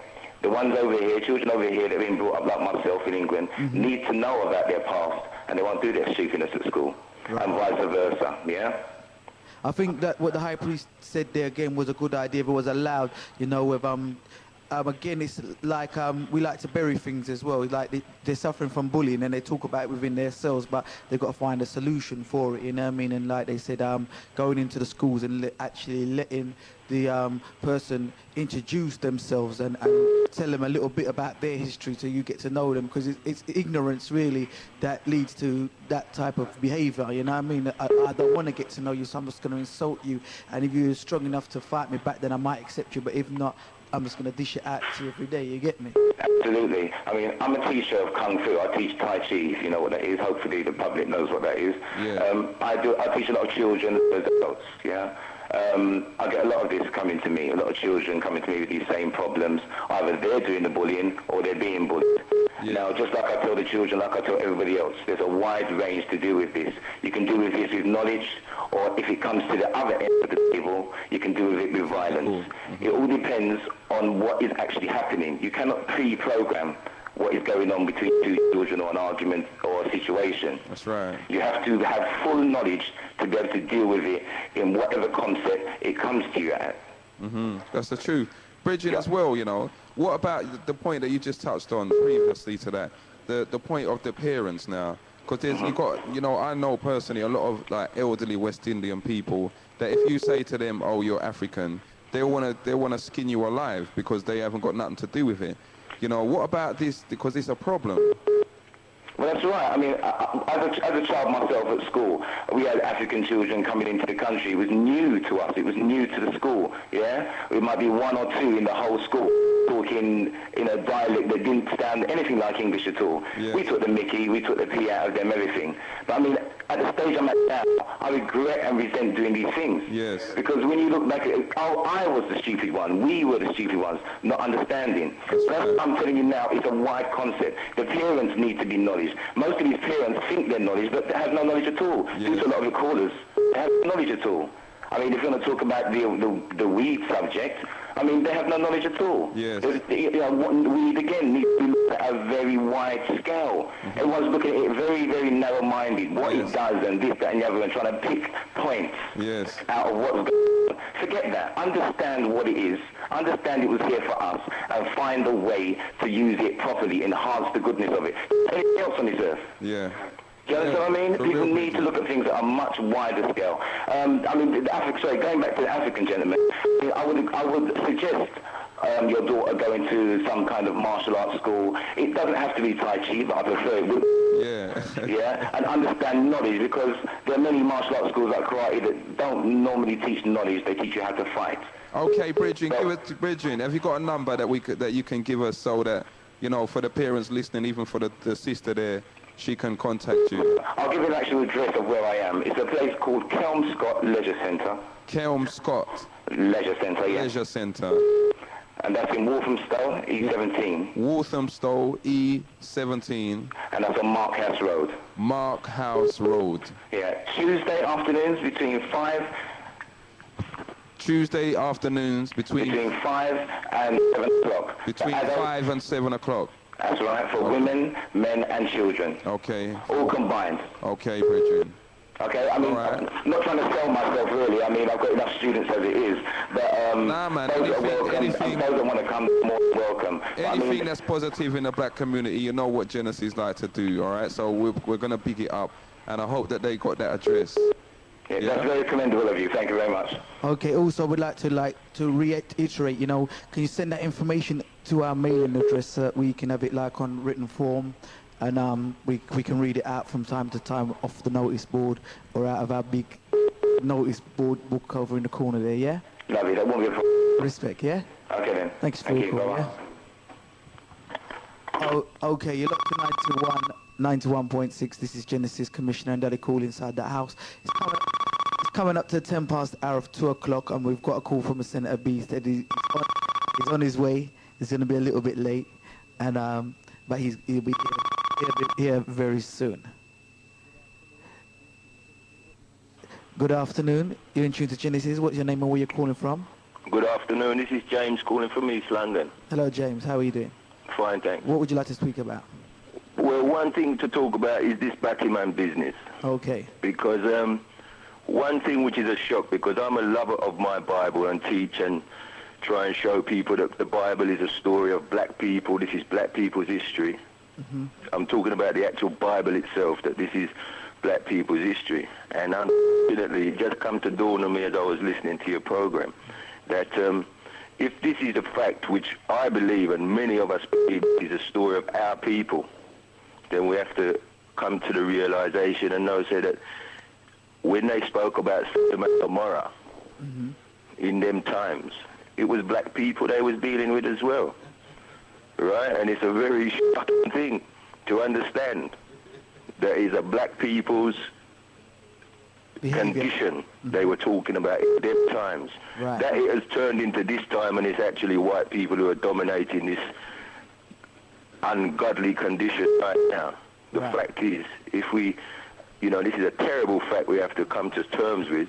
Okay, Brother James, you're the first man that's come to, in my opinion, even close for me to try and find out why black people now abhor this act so much. You know, now, what you just said there, it seems to have some credence in that if black people was doing it from since the days of Sodom and Gomorrah, and they saw what happened, what was the result of it, you know, maybe that's why we are so dead set against it right now. Yeah, we should, you know, this is the right way. We must be set dead against it, you know. And teach that how wrong it really is. It's against the law of God. It's one of the 10 commandments.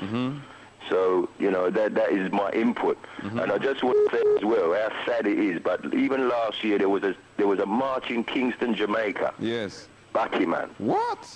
What are you saying? Marching for their rights. And it's true. And, you know, I can't remember which month it was, but I heard it on the BBC Radio 4. My gosh, I don't believe my ears. Yeah, well, you know, these are things we hate to realise. But the Battyman them in Jamaica march for rights to be, well, whatever they want. We don't know what they want, but well, you see, like again, like we said earlier on, someone phoned up earlier on and said, like, you get the best, everything forefront from Jamaica. So, you know, if they're the leaders in forms of spiritual music, they also take the lead in forms of bad boy music, you know what I mean? If they take the forms in a battle against homosexuality, they also take the side, you know, is the two sides of the coin is there. Prominent. Yeah, but it's a sad thing. And another thing we have to remember is that Archbishop Tutu, the head of the church in South Africa, well, I don't know if he's a Battyman, but he come out in support saying that, you know, the church should recognise it and... Really? Yeah. What? Tutu, the same Tutu himself. That was his old man Tutu that was in a struggle for so long. Yeah. Really? He come out and said that the church should accept the Battyman them in their church. So, you know, all we know now is that because we are God's people, we have to deal with God, and we know that, and by their works we know who does not deal with God. So maybe that's simple. Maybe it's like some of these churches we mustn't go into then, you know what I mean? Well, yeah, exactly. Because on personal experiences, like my sister, when she had her child, she said her husband was from a different religion. It was touch and go whether the daughter would live, you know what I mean? The priest refused to baptize the child. Yeah. You know what I mean? Said he must baptize the child in the father's religion, you know what I mean? And and all them kind of hypocritical crap. Yeah. You know, that's why, you know, like certain churches and that, we mustn't go into them business. No, brimstone and fire, man. Research and look at what we're dealing with, you know what I mean? And too much acceptance of some of these, you know, well... Of their wrong, ungodly ways. That's the word you're looking for. Boy, you don't... you know, because like some people say to me, Coolie, you don't believe in God. But I do, but it's some of the folly that man take up I don't believe in, you know what I mean? And that's simple. Still, God is the way. God is the way for us to carry on, you know? That's my belief, anyway. And me, I carry on and glory in the Bible, you know? All right, then, Brad. Anyway, all right, I like the concept that you drew, you know, say if the Bible is the history of black people, then, boy... you better start studying it away, because then you got to accept some responsibilities for some of the things that's in there, innit? Yeah, that's right. All right then, Blad. All right. Peace. Okay, you're locked to 91.6 Genesis. Number is 0958 504 906. If you didn't know the number, again, it's 0958 504 906. Take this call. Hello, good afternoon. You're tuned to Genesis. What's your name? Where you're calling from, please? It's Ron again, fast. This bullying, I like to talk about it. This bullying, right? One thing I see miss from, you know, this bullying is who doing it? It's not the Caucasian little girls. All the bullying is black children. Because my daughters, they went through it. Ebony went through it. Denise went through it, Sandra went through it, and all is black children, not white children. So the bullying. All the bullying is come from the black children against the other little black sisters. Again, it's the presence of black on black violence, isn't it?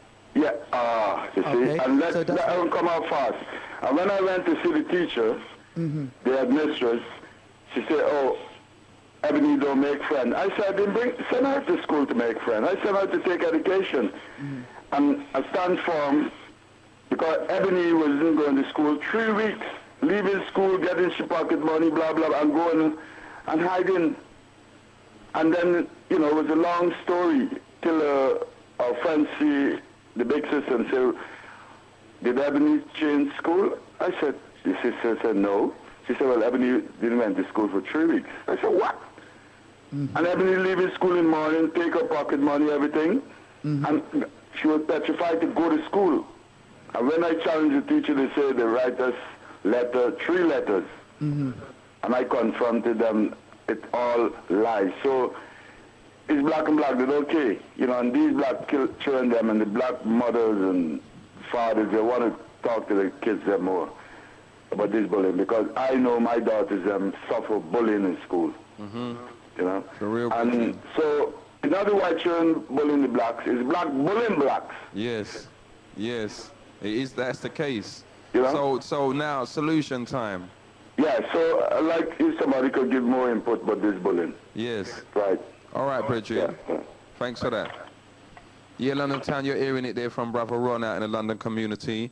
Boy, listen, it's a point, you know. Most of the bullying that's taking place now is black children that's doing the bullying. It's our little black boys and girls going to school like little angels in the morning, and you look at them and you think, oh, my little child, and they're going to school and making someone's life hell, okay? And it could be for whatever reason. It could be the way you talk, the way you look, the accent, the color of your hair, the size of your shoes. It doesn't matter, but it's happening. How are we going to address this? What are you parents dealing with? Good afternoon, you're in tune to Genesis 91.6 FM. What's your name and from where are you calling, please? Hello, this is Adrian. Yes, sis. From Peckham. Okay. And just wanted to say, like, when I was at school, I'm 26 now. When I was at school, I must say I used to bully. Okay. But not black, just white.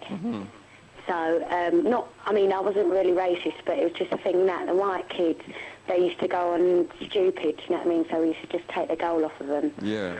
And that. So tell me something now. What was did you just do it for fun, or was it, you know, what did you feel when you was doing it? I felt just for fun, really. It was just really for fun. Did you feel like, you know, did you make you feel like you was powerful, you had control, or? Yeah, yeah, I must say, yeah. Okay. Excuse me, Adrian. Is it Adrian? Yeah? Did you have problems at home that you took out on the kids at school, major bullying? Probably, yeah. Probably did have a little problem. Not bad problem, but my parents were in problems together. So probably it was one of them things, but I don't really think so, because at the time, that was like a long time before, and then after my mum was separated and she was single, bringing us up, we was happy and that, but just went to school and like all my mates were doing it, and you know, we just done it, you know, probably a bit spiteful, but it's just one of them things that we went through. Right, okay, it's just like a little understanding, you know what I mean, because people make excuses for it and blah, blah, blah, but you as a bully, you can tell us why, you know what I mean, and if it wasn't nothing to do with the home life, it's like you're saying, it was just because everybody done it, you know what I mean? Yeah, it weren't nothing to do with the home, because there was people at school that was doing it as well, and they were in worse problems than me anyway, at home. Okay. But I don't think it was anything to do with the home, it was just to do with, you know, feeling that, yeah, I'm bad, you know, don't trouble me, and, you know, just one of them sort of powerful things sort of thing. Okay. And so plus, it's like, about, like, the batting man and all that, right, it's really, really terrible, because there's enough black people, enough, not just men, enough women, which is in that circle. Okay. And as far as I'm concerned, it's just a bad spirit on them, basically, and they're all wrong. Okay, sis, I hear that. And the whole of London town has heard that. Yeah, and at the end of the day, there's a lot of bisexuals that go on like say they're not. Yeah. And then they feel good when they're with their man, and then next minute they got their woman and AIDS and all that nastiness. For real. And they're not thinking of the diseases, they're just thinking of the sexual activities that they're doing. At the time. Yeah. and it's not nasty. Enough black man, enough yardie man is dying of it as well. Whoosh. Okay, sis. Well, thanks for that input there. Okay, and another thing, with like, enough man's easy to say to like women, oh, have you done free in a bed, this, that, whatever, whatever, and it sounds like kind of nothing. Yeah. Do you get me? Because it's all right for a woman to have two men or whatever, and it's nasty. It's all just nastiness. So, you know, you can talk about that as well. Yeah, for real, sis. All right, you know, then. we're running out of time right now, you know. Yeah, okay then. Thanks anyway for the call. Bye. And you keep it locked. Yeah, respect. Bye. Yes, London Town. Okay, what we're gonna do, we're gonna switch off the phone right there, so we'll leave it with Adrian. Wasn't Adrian, yes? Okay, and we'll say thank you for your call, and we'll thank you all the callers that's phoned in today upon the big 916 Genesis. We'll do it once again next week. Don't forget, later on tonight there's another educational program between the hours of 10 and 1. All right, tonight between the hours of 10 and 1, another educational program. Right. Also, each and every day between the hours of 3 and 5, there's a form of educational program, unless the commission decides to chill back and play music. Think I never hear you. Right. All right. Also, Wednesday evenings between the hours of 1 and 3, educational program with the Minister Rebel. Step Forward Sisters between 9 and 11. Mohammed Speaks Monday nights 1 till 3. That's the evening program. We also got X-Ray, the Black Watch Show, Hip Hop Rap Report. Saturday, we'd like to say thank you to Nefertiri for coming in yesterday. FBI, you know, wicked lyrics, everything, content yesterday afternoon was just bombastic. We say respect going out to Mohammed's Hot Seat for this morning, and also to all the presenters, and I mean too much names to mention. So keep it locked between the hours of 10 and 1 tonight. Later on, you got another educational program on the big 916. We welcome Senator B inside the house. I say my last words, peace, goodbye, take care. Commissioner. Yeah, London Town, I'd just like to say thanks to everyone that called again, and boy, you know the topics today. I've got to say, boy, big up for Sistine down in the London region that called about and gave us the update on what's happening, and you know, just enough respect and thing, and just stay strong. Now, concerning this bullying issue, just one more thing I want to leave with you, London Town, before we're out of the house. Listen to this. From one white slave plantation owner to another. Editor's notes. The following text used in a major speech delivered by Minister Louis Farrakhan is taken from a speech delivered to slave owners in 1712 by slave owner William Lynch concerning how to keep their slaves divided.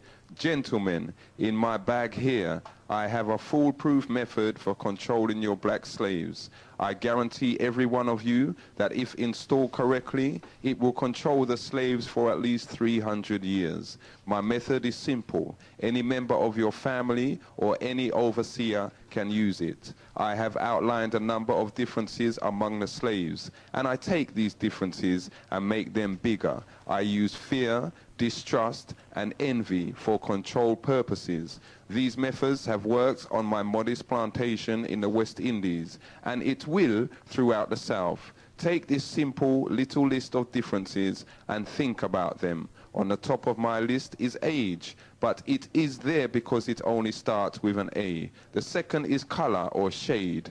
There is intelligence, size, sex, size of plantations, attitude of owners, whether the slaves live in the valley, on a hill, east, west, north, south, have fine or coarse hair, or is tall or short. Now that you have a list of differences, I shall give you an outline of action. But before that, I shall assure you that distrust is stronger than trust, and envy is stronger than adulation, respect or admiration. The black slave, after receiving this indoctrination, shall carry on and will become self-refueling and self-generating for hundreds of years, maybe thousands. Don't forget, you must pitch the old black versus the young black males, and the young black male against the old black male. You must use the dark slaves versus the light-skinned slaves, and the light-skinned slaves versus the dark-skinned slaves. You must use the female versus the male, and the male versus the female.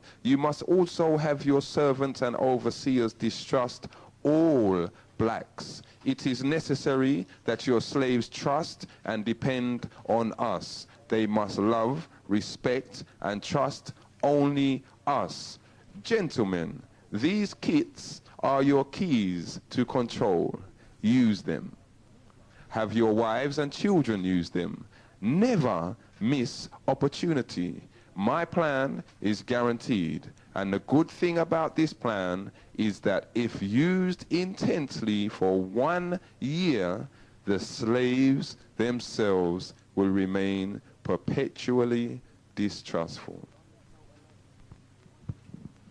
Okay, on that note, I'd like to once again, on the information program of it, we never mentioned that today's African Market Day, okay? The first Sunday of every month, and this is most definitely the first Sunday, the 6th of July, and it's situated down at the Willesden Green Library Centre, 95 High Road, Willesden, London, Northwest 10, okay? Transport is the Jubilee line to Willesden Green.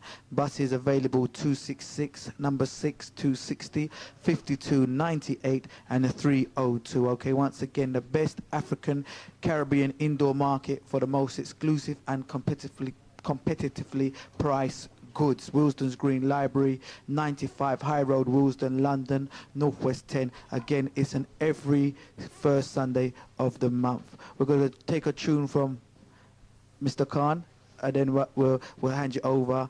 We'll have a pause for the calls after that. We'll hand you over to Mr.